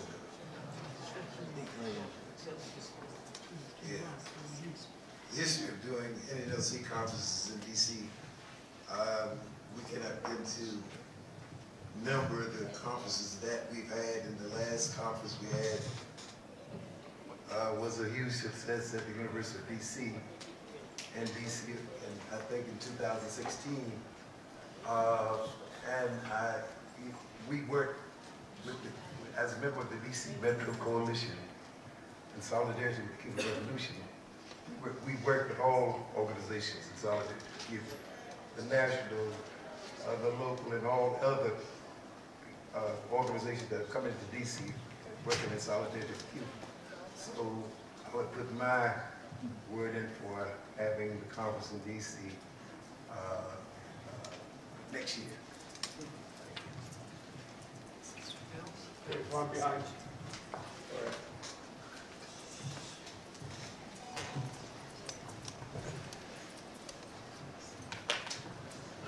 So I just want to explain briefly, and we'll talk more about our report from the Chicago Cuba Coalition. There's an example of the kind of democracy and collective participatory planning that I talked about for the 2017 conference. Happened with one of the best tours, I think, that's happened in the last decade that Miguel referred to, and that was with Griselda Cabrera Aguilera. This is a joint effort of people from the Midwest and people from the East Coast, and almost all people, I don't know, I know the details of this, were people who participated in planning the New York conference. My concern is the relationship between where the conference is and where is the emphasis going to be on how we're doing our work. I in no way oppose people doing lobbying, whether that's local resolutions or with the President of the United States or senators. What I'm troubled with, as reflected in today's conference, is how much time that takes up versus grassroots organizing that we have to do to integrate ourselves into mass movements. That has not been a topic very much today, except for some of the stuff I think the BB people talk about and whatever. So that's what I'm concerned about having in DC. I'm sure the DC Metro people are doing a good job. I agree with you that perhaps more people from the South would come. But my main concern is that I think we have to do a much better job as a coalition, not just as individual city chapters, in talking about how we're going to get the grassroots people who have a particular interest because of their own conditions to develop solidarity with Cuba to bring down the blockade.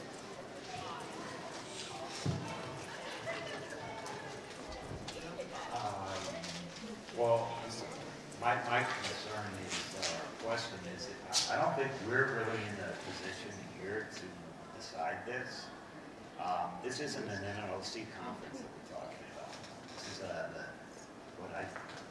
the National Conference on Normalization of Relations in Cuba. It included the NNOC and NNOC member groups amongst it, but then there was another, well, I could know how many, but there'd be enough, there was another, whatever, dozen or 2 dozen groups that were not NNOC groups that participated in New York. So that's the body that voted to hold the thing again in 2 years, is that group. So I don't think we're really in a position to tell that group we could make a suggestion, but I don't think we're in a position to tell actually where they should hold their meetings. Bill Ackwell has him.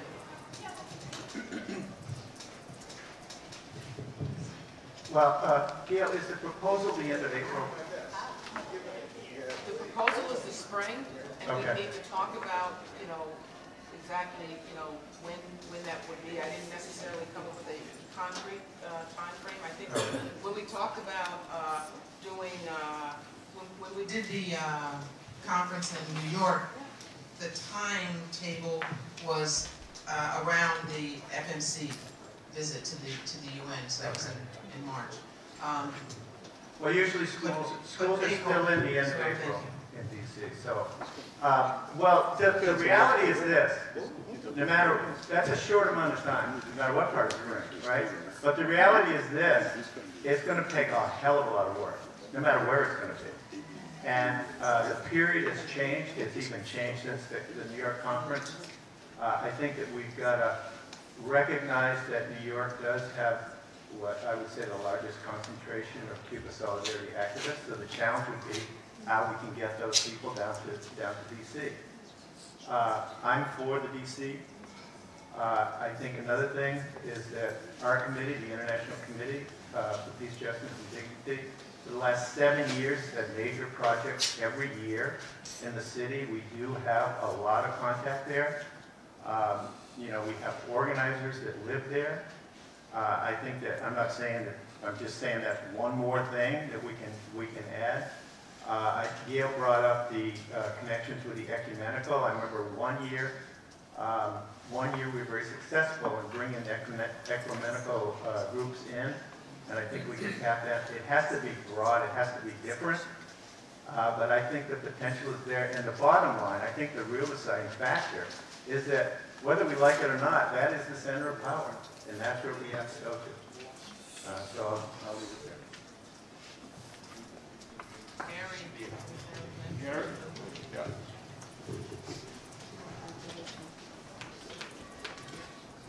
The Minnesota Cuba Committee has no position at this point on this question. We had not talked about it or thought about it.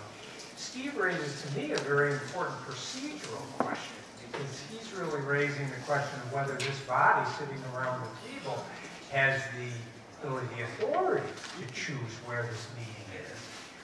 But it's sort of, he has made reference to, and I guess I need a little clarification from Mike, as to whether this actually is whether the national meeting 2 years ago created an ongoing structure that therefore has some authority to call the next meeting.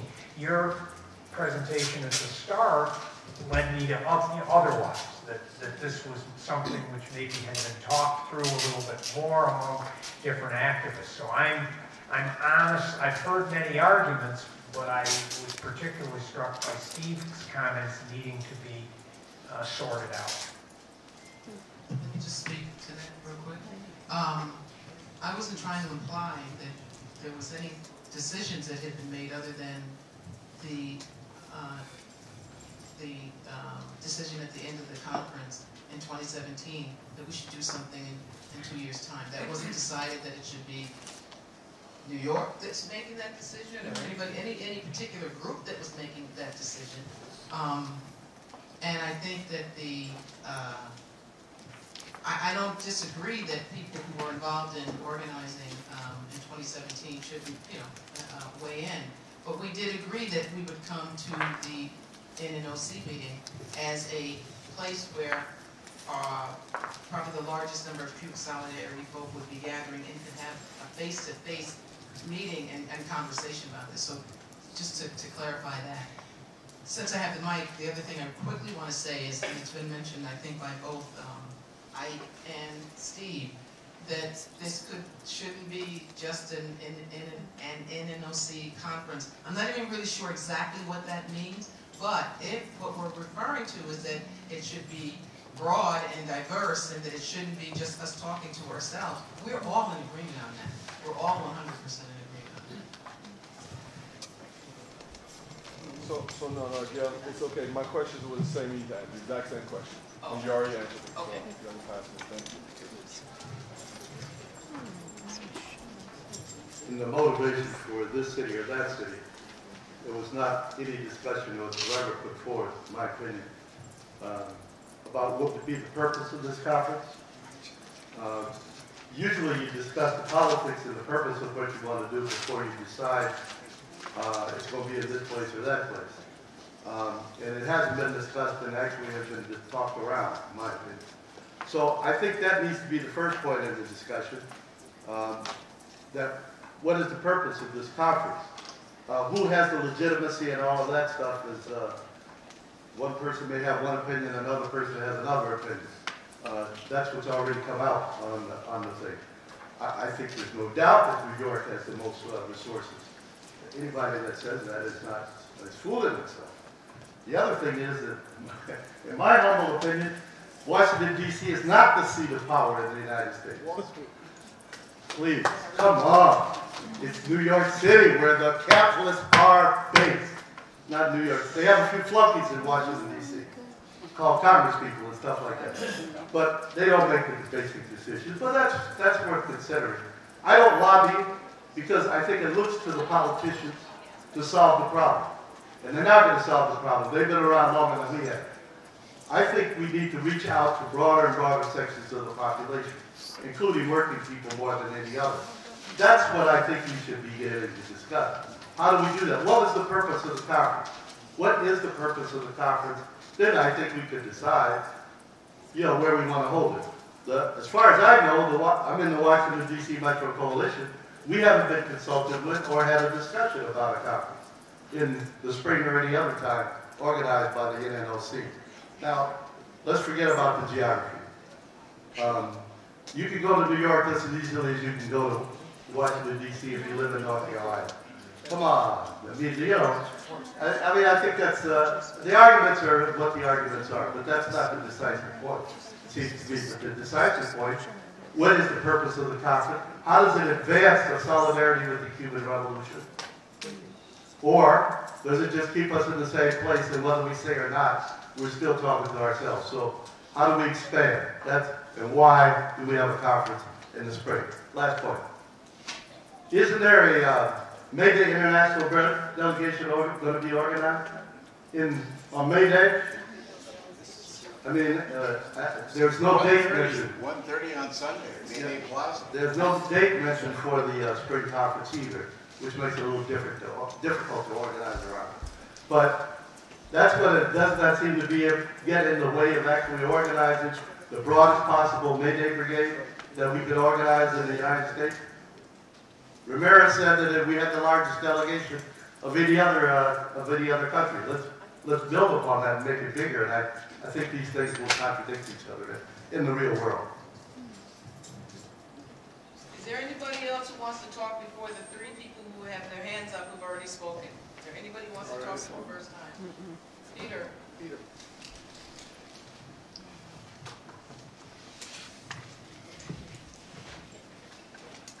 One of the things that a conference like the one we're talking about, even if it's unclear in terms of some of its purposes, I think there's some general sense that a conference is useful, it contributes people to the movement.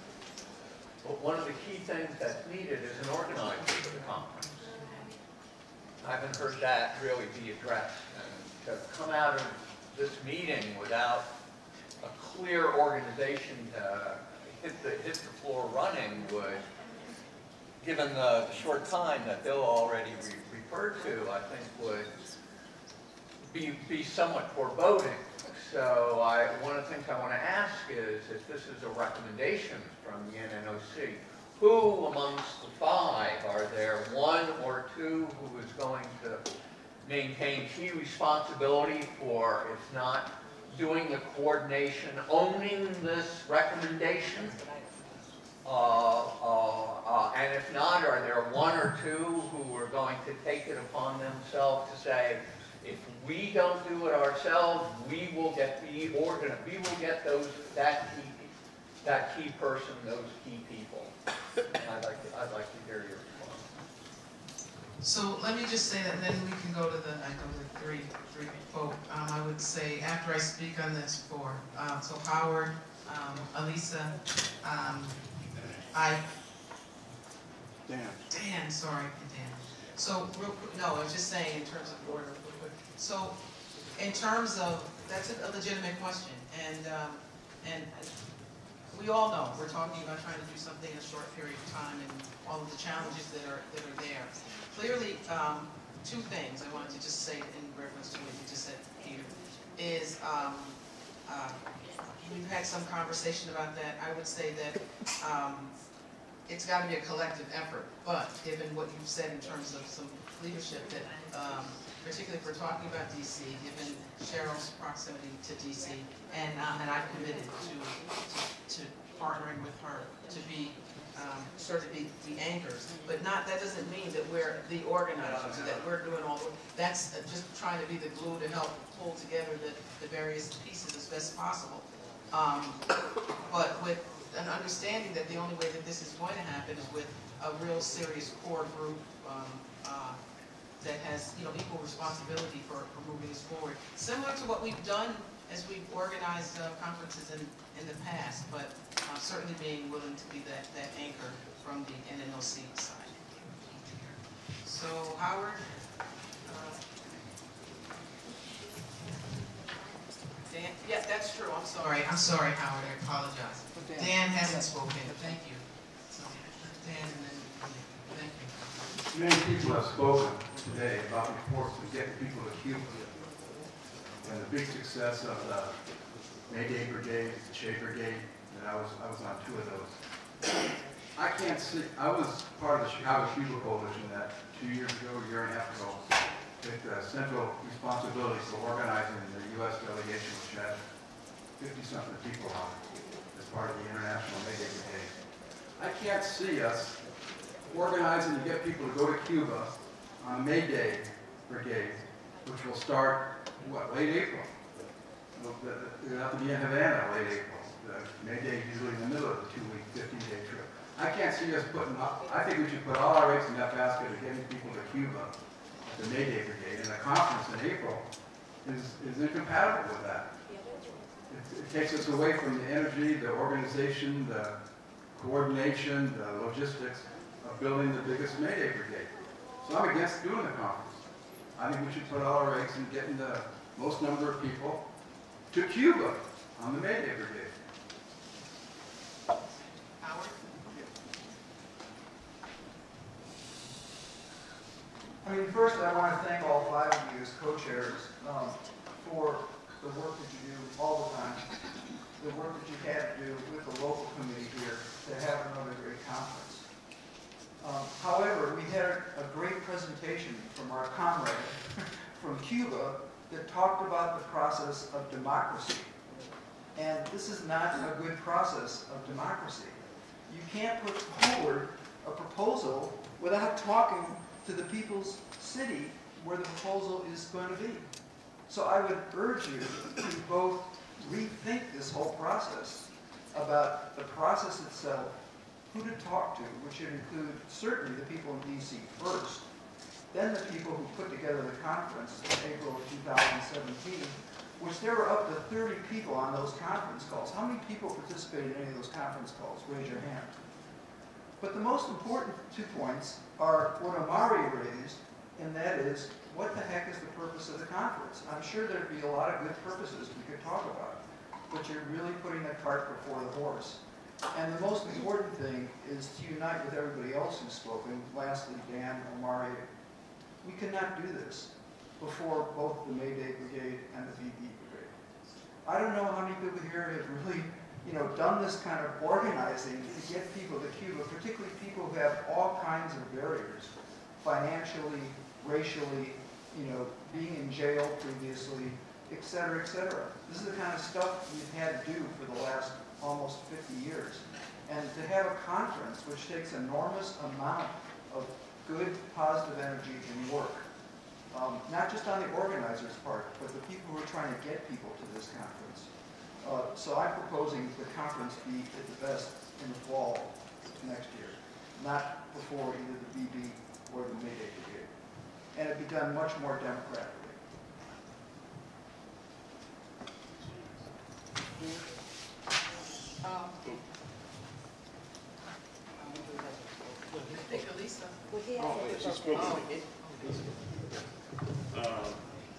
I'm from the DC Metro Coalition as well, and this is the first I have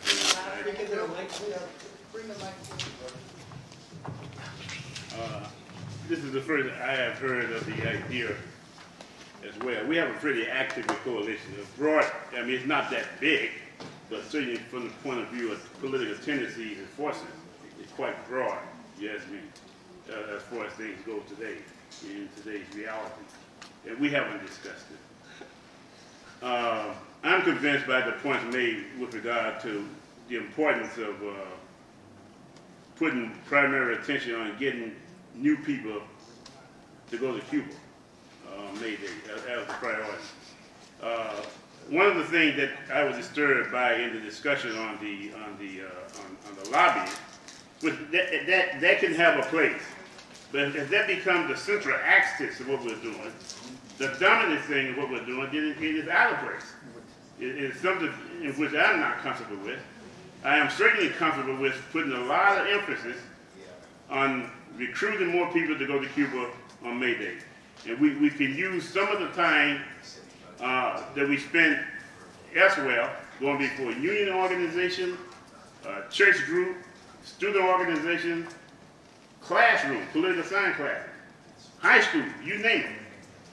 Winning people to the idea that they should go to Cuba and see for themselves what's going on, and explaining the reality of what has been accomplished in Cuba at the heart of what we do. So I would support that idea and not doing a conference.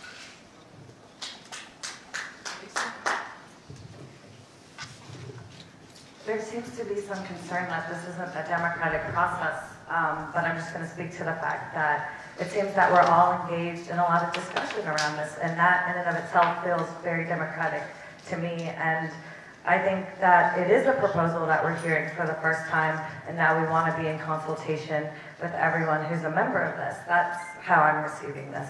Granted, this is my first NNOC conference, so maybe I'm not aware of some things.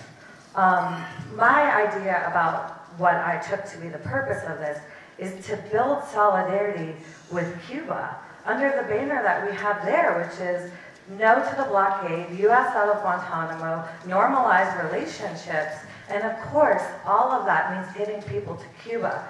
And I just want to be frank, it was very difficult for me to get to Cuba. My son had to stay with his father for 2 weeks. I had to forego pay for 2 weeks, and I had to apply for a travel grant. So the most oppressed of our class aren't going to be able to go en masse to Cuba. So we need to give them something here to do to build solidarity. And if it was a farewell party, like a send-away party for the May Day Brigade, that would be amazing. And it could give people the hope. The most oppressed and the young people who are not retired, who do not have reserves, who will never have Social Security, and honestly, who will carry on the international solidarity work with Cuba. Because if we don't have young people going and building solidarity with Cuba, then it will die with all the people in this room. And we need to build solidarity with young people. And they're not all going to be able to go on that brigade, and I don't think they're inconsistent. We cannot buy into capitalist ideas of scarcity. We have so much brain power, and I look to the older comrades and people in this room to figure out how to fight that. We're in the United States, and we have more resources than any other country on this world, and more power. I can't sit here and listen to an idea that we cannot simultaneously get people to Cuba and build an amazing conference in solidarity. I do want to speak to the idea of Washington, D.C. I was there at J20. That was not lobbying. I was there with the most militant and radical people on J20. That's the seat of government right now where Trump sits, and he is a capitalist. We have a lot of advancement to do on class education around where finance capital is. But I'll tell you right now, a lot of the young people that I'm talking to on a day-to-day basis about Cuban solidarity, about the crisis of migration, especially in the U.S. South, aren't necessarily focused on finance capital yet. We have to get them there. But right now they are focused on Trump, and he's a bad guy, he's a capitalist. And they know that. They know him from television, they know him for his profits. and they know all of his rhetoric around Charlottesville, and they can connect that to the rhetoric against other countries, including Cuba. And so I think that we've seen Washington with the March on Women, the Women's March with J20. I've been there for protests against the OAS. And I think to say that folks can fly in to New York makes sense for lifelong activists or folks who are in retirement or folks who have means. I don't know many young folks who are going to be able to fly in. We drive. Every action I've been to in New York, I'm driving to and I'm caravanning. And we're caravanning folks from Florida who stop in Atlanta, who stop in Durham, who then make their way up. It's a real question. And if we're trying to build Cuban solidarity in the U.S. with the most oppressed of our class in the U.S., then we have to fight to not only get them to Cuba, but to give them a platform here. And so I really do think that we need to fight against the idea of scarcity. I really do think that this could be a great opportunity for those brigadistas who are going in May, that this action could actually be a conference where we highlight, we're sending more folks, the most people we've ever sent. I mean, it doesn't have to be inconsistent. It could even have testimonies from the brigadistas who are going. And I'm willing to leverage all the connections that I have in the U.S. South. I actually found out that I know other folks in this room from immigration work and anything that I can to build this, because I think it's incredibly important. And I think it's important that we allow leadership of young folks who are trying to learn from comrades who've been in this struggle for a long, long time. As Miguel Fraga said, it's really important to note that U.S. solidarity with Cuba was much more difficult earlier on when defying the ability to travel necessitated that you go through other countries. And so the final thing I'm going to say is this is very personal to me. I'm a Chilean. I was born in Chile in 1988 during Pinochet. I don't like the idea that there's scarcity in the U.S. There's not. And there's room for everyone at the table. And I also don't like when I step into a room and I don't know if there's some other politicking going on. I don't know why people aren't excited about this proposal, but I don't like it and I don't want to see it, and I really want to build solidarity with Cuba, and I want to do it with the eye to the fact that we can do this. And even if it's not thousands and thousands of people, hundreds of people will make a really big difference. It really will. And I want to get folks to Cuba, and I also want to have an ability to stand here in the U.S., in the Washington, D.C. seat of, I guess we'll say political power, not finance power, and really fight back against everything that Trump has done to try and destabilize relations with Cuba. That's all I have to say.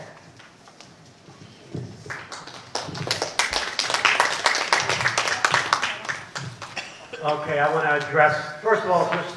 I'm sorry, and then, we said we wanted to try to get people who, did you want it, there were two people who didn't speak. Did you come to Ike? She spoke. She spoke. Huh? She had spoken. No, I'm talking about Rachel and... Go ahead. Rachel, go ahead. I'll be super brief. I just want to say I also appreciating the dialogue and that it's a conversation that's even on the table. I believe I understand the purpose was pretty clear as a rallying place for all the things that are going to be coming given the spring and the summer. What I would say is although there is some concern around how fast it will need to be organized, the VB should, the 50th anniversary should not be a reason for it to not happen. I could actually see it being a supportive place for us bringing in new people and having a place to send them to actually get engaged in the Cuba Solidarity movement, not just a trip. So I could see the connections being much broader and bigger and supportive. And since a specific date hasn't been set, it doesn't have to bump up directly right against the May Day Brigade. So I'm going to hold the realm of possibility that there's a lot still to be figured out.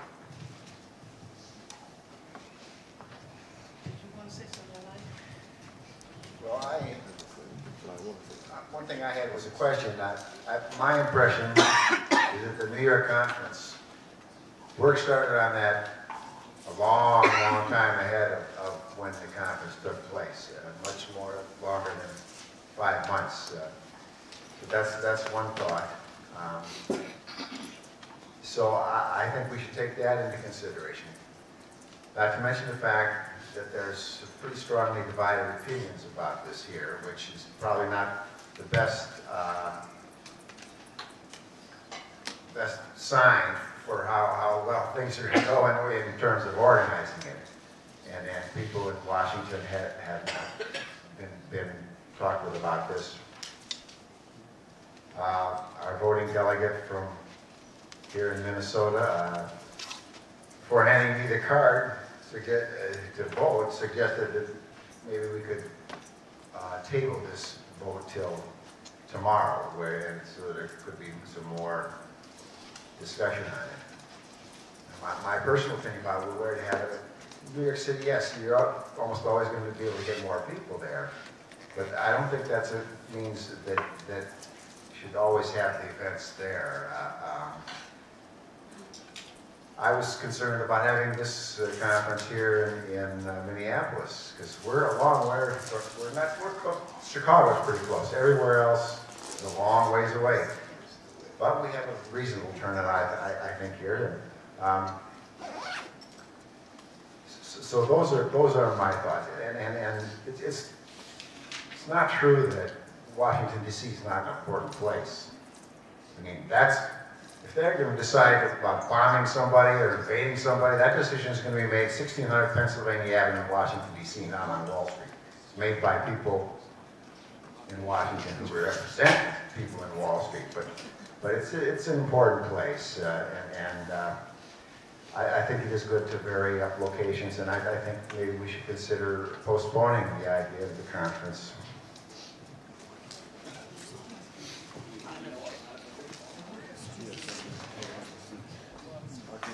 Just on the point that was raised a second. No, I can wait. I don't mind.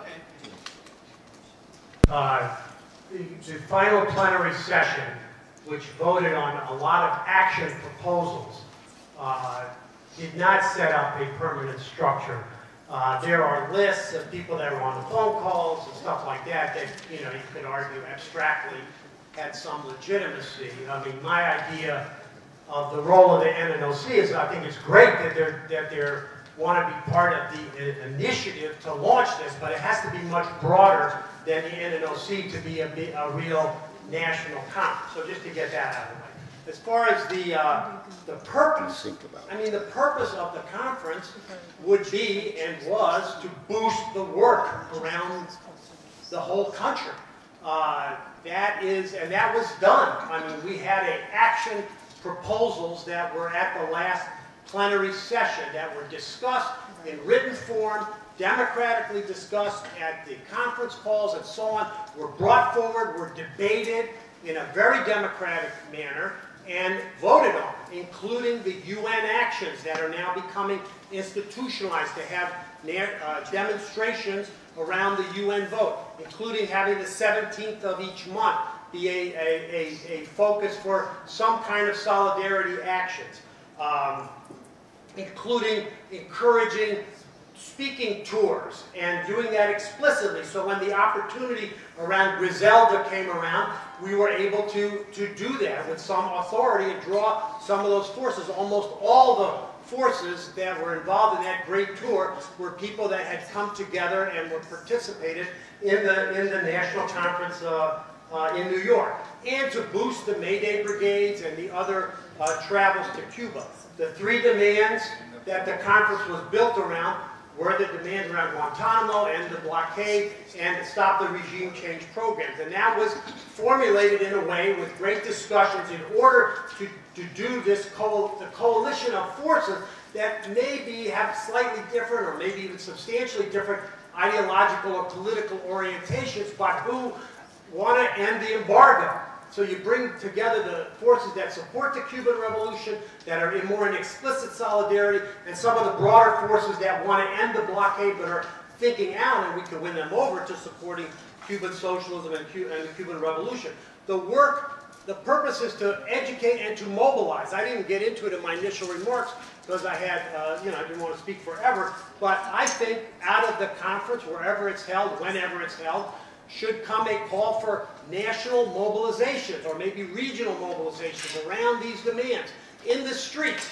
The orientation, if you're going to have a weekend conference in Washington, D.C., and you are projecting lobbying like is done, say, with the Days of Action activities, which I participate in. That's a whole week of activity, so you can lobby during the week when Congress is there. If you're doing a weekend conference, that's not going to happen. Now, just to answer the sister's question, Alicia, the last conference had 225 folks registered from 20 U.S. states, including about 6 southern states, including North Carolina, Florida, and Georgia, and probably a couple others that I can't think of off the top of my head, and 3 Canadian provinces. There was, like I said, 20 U.S. states that sent representatives. A minority of the people, it was a large minority, came from New York, New Jersey, Long Island, that whole area. But it was definitely a national conference in that sense. Now, just in response to that, numbers are important. Numbers are very important. Mobilizing is very important, getting those numbers out, because they go back to their local areas and build the movement. And that's what happened after the New York conference. Now, of course, you know, I'm not saying it wouldn't happen or something, but it's true, as John said, that certainly in New York we would have a bigger conference. And the political situation has changed. It's not, I mean, Washington is the political center of U.S. imperialism, and New York is the economic and financial center of U.S. imperialism. They're interrelated, you know. If we had a national march, it would be either in Washington or New York. So, you know, that's not the point. The point is that these conferences have the political purpose of boosting the work and coming out of it with concrete proposals for action. Action. Franklin? I support, by the way, also, if people feel like it, that we could put it off. There isn't a lot of time, and the brother is right that we started many months in advance, longer than what we have now. I want to make sure that I'm clear when I start this. This is only based off the information that I received today, right now. So a bunch of people been talking.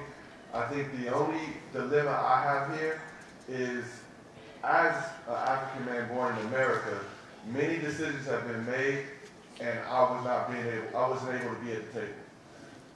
That's a problem for me. And so I'm saying I'm basing my concerns only off of this discussion today. When Steve brought up this point, that resonated for me. If we all lived in an apartment complex and half of us was at work and the other half of us was home, and the owner came and said, hey, we want to fumigate, and half said, let's do it this weekend, and the other half wasn't there to vote for that, that would cause strife amongst each other.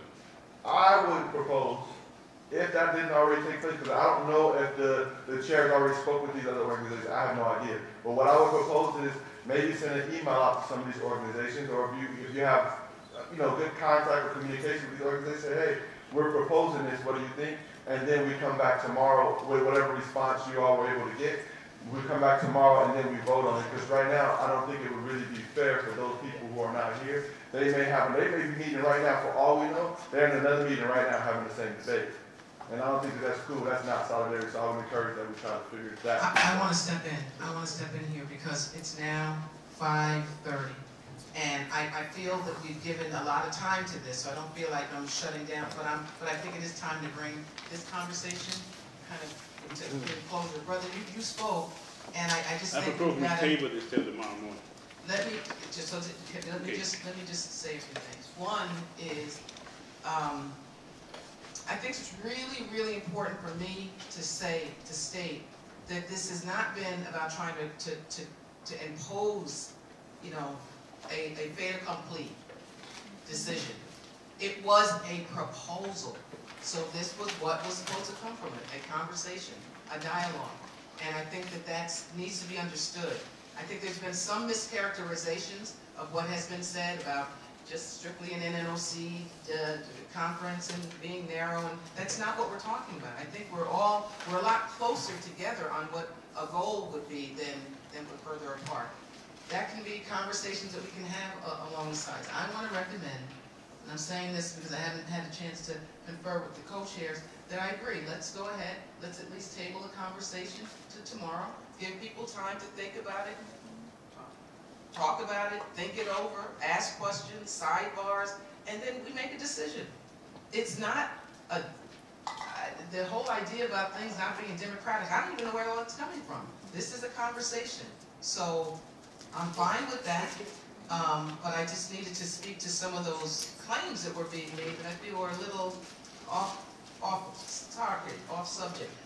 So with that said, why don't we do that? We can table it until tomorrow, see where we come from. Speak to Ike. He's got clear feelings on one side. I've got thoughts. You speak amongst yourselves, and let's sort of see where we come when we reconvene tomorrow. Can we agree to do that and bring closure to this? Yeah. Thank you. Thanks for being a part of the conversation. And I think that that's what family does. Family doesn't always like each other every step of the way, but that's where we are. If I can just jump, because we're at 5:30 and we do have the program this evening, so our schedule is just, way off.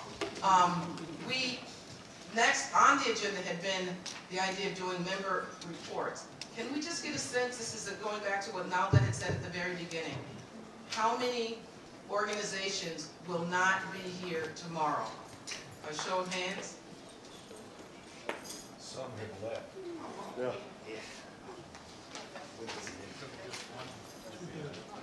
So with the idea of close tomorrow being at 2:30, Altruista, that's the only organization that's in the room? That's, okay. So I just wanted to at least, yeah, that's fine. I mean, Nalda and Alicia, input. We just wanted to identify how many people were in the room who are leaving.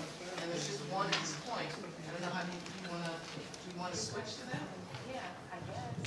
Sure, because it's quite late anyway. Yeah. So we had proposed earlier, it was in the agenda, that we would start member group reports this afternoon and focus on organizations that wouldn't be here tomorrow, that would not be here tomorrow. So that's just one, but we want to give you an opportunity to talk about your work and up till now what you're planning in the future. Thank you. Yeah, I'll keep it really short. I just want to respect everybody's time and thank you. And I feel honored to be a part of you and with you and working in the future.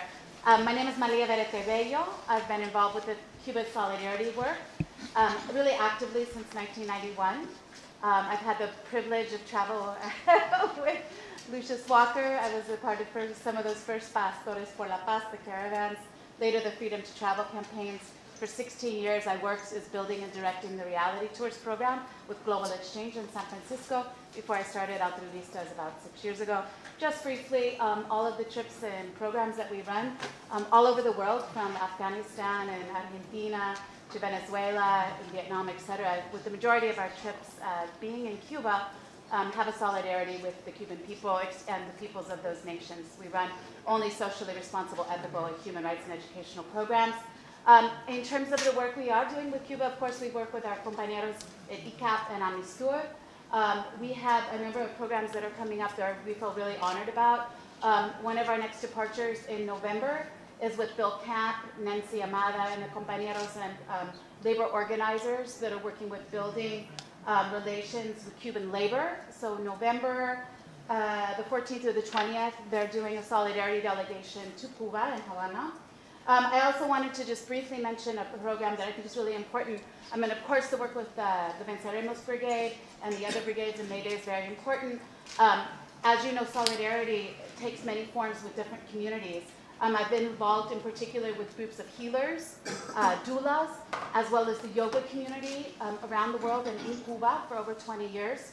We are having a 20th anniversary celebration of solidarity called Yoga is Solidarity.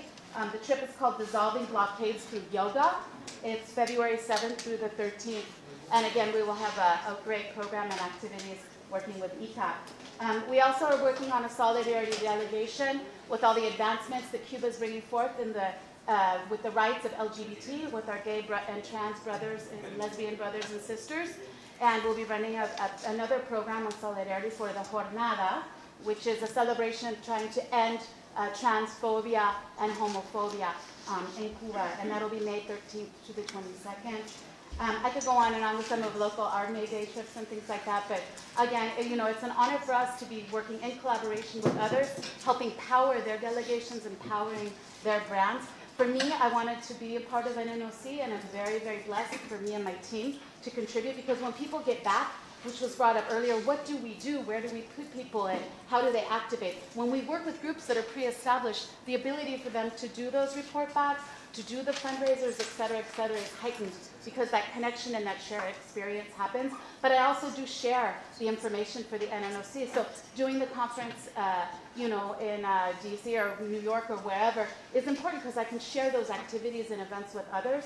Also, the trips at Trips Island, people are not always coming with that awareness of how racism works in the United States or in Cuba, the other places. I'm inspired by solidarity with Cubans and others. However, people aren't always coming with that intention to the trips. So that awakening sometimes happens. And for me to be able to share that there is this brigada going on, or the Venceremos Brigade, or these other groups are out there doing this kind of work is really important in terms of sharing the resources we have as a community. So I will shut up now. We have about 70 trips planned next year. I anticipate that over 50 will go. And yeah, so gracias por su tiempo. Thank you for your work. And I'm honored to represent Richmond in the House too. So. Thank you so much. I know this is your first NNOC meeting that you've been at physically, but we appreciate. Is this the first one? Yes. Yeah. So officially. thank you, and your contributions, and I think it shows what a diverse group we are. That we have a lot of opinions, a lot of experiences, a lot of points of view, but we really treat each other respectfully, and these whole discussions have been that, and personally I want to welcome you and welcome the work you do to our meetings and to our world community. Thank you. One more. Is there somebody else? May not be you. That's right, I forgot I wasn't facilitating. Forgive me. That's one time. Yes, I'm Lee Robinson, I'm president of an organization called African Awareness Association. Now, when you think about the African Awareness Association, there are two particular mottos that we created. One is Africans in Friendship with Cuba, which came existence in the year 2000 when we were in Cuba. Another one is we're building a bridge that unites us. Ever since 1998, the African Awareness Association has been building a bridge that is built now, where we unite the Africans in the United States with Cuba, and particularly with the brothers and sisters in Cuba.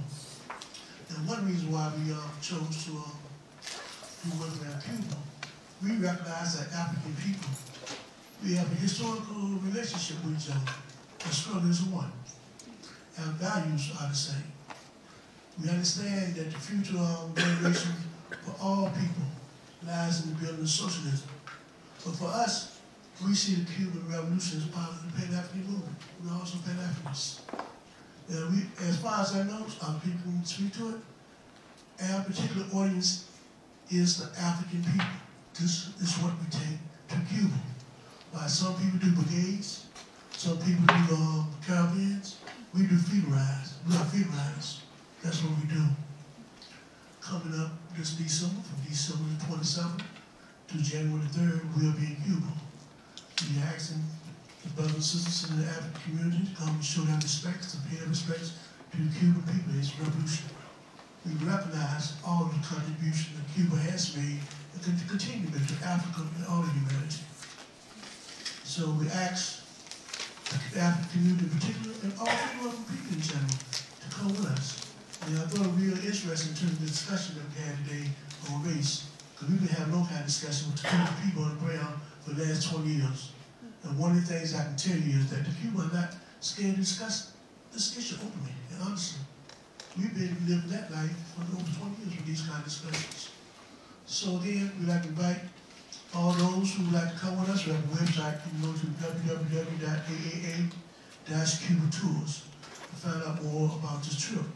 But more importantly, the work that we have done in the last year or so has centered around, probably on a quarterly basis, we do at least one or more programs on an internet radio station we have called Africa Speaks, which you can hear every Sunday from 7 to 9 p.m. It's a revolutionary program. We don't give them forms. We also have done at least 2 or more live programs throughout the region of the Richmond metropolitan area on Cuba. And not too long ago, I think we had some co-chairs on some of the programs.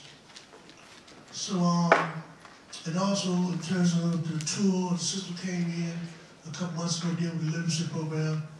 We was one of the groups that had sponsored and had the program together. So those are the things that we've done for the past year. We are here to stay, and we thank what this organization has done, and we'll continue to try to do our part.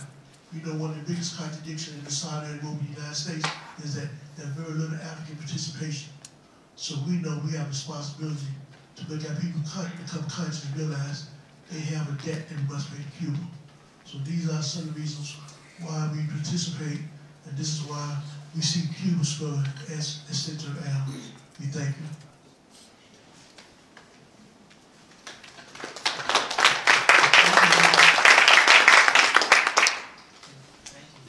Is there anybody else who wanted to do the report this evening?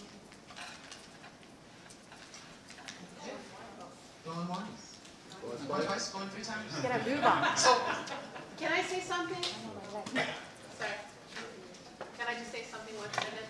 I'm from Iran, and I just wanted to let people know we're actually making a documentary. hold on just 1 second. Oh dear, so, sorry. I'm from Iran, I got a loud voice already. All right, thanks. This is my producer here, Miss Hattie Bonds, and the lady there too, Tori. She's going to be working with us. We're actually working on a documentary regarding children worldwide basically getting sick regarding autism and all these diseases that people are getting regarding pathogenic fungi that we're doing, and including Cuba and the real cause of actually drug addiction, that actually the pathogenic fungi causes it. And believe me, including actually people killing each other. We wanted to see if people were interested, maybe get involved with us, because we are taking this to the United Nations and then to UNICEF, because it's been covered up for the past 30 presidents.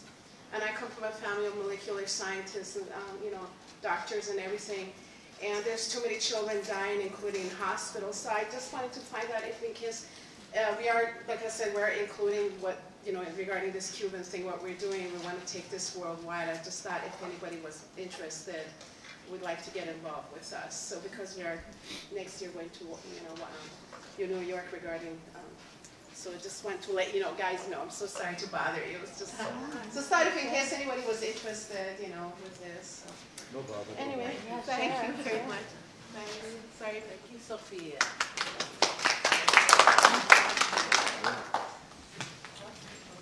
thanks for sharing that. Thank you. And I think we're at the close for now. Franklin or anybody from the local committee want to say anything about the activity tonight? Well, tonight, you have to really be prepared. Just the microphone. Yeah, there's some. Yeah, let me open my own microphone. Oh, yeah. So tonight, I hope you brought, your dancing shoes, because it's going to be a lot of dancing. Very beautiful Cuban music by a local group called Charanga Tropical. And also there's going to be a Cuban choreographer that is going to be teaching the steps. So everybody's welcome. We welcome a whole, about the campus to come. All the students, with the student ID are free to participate. So be there or be a square.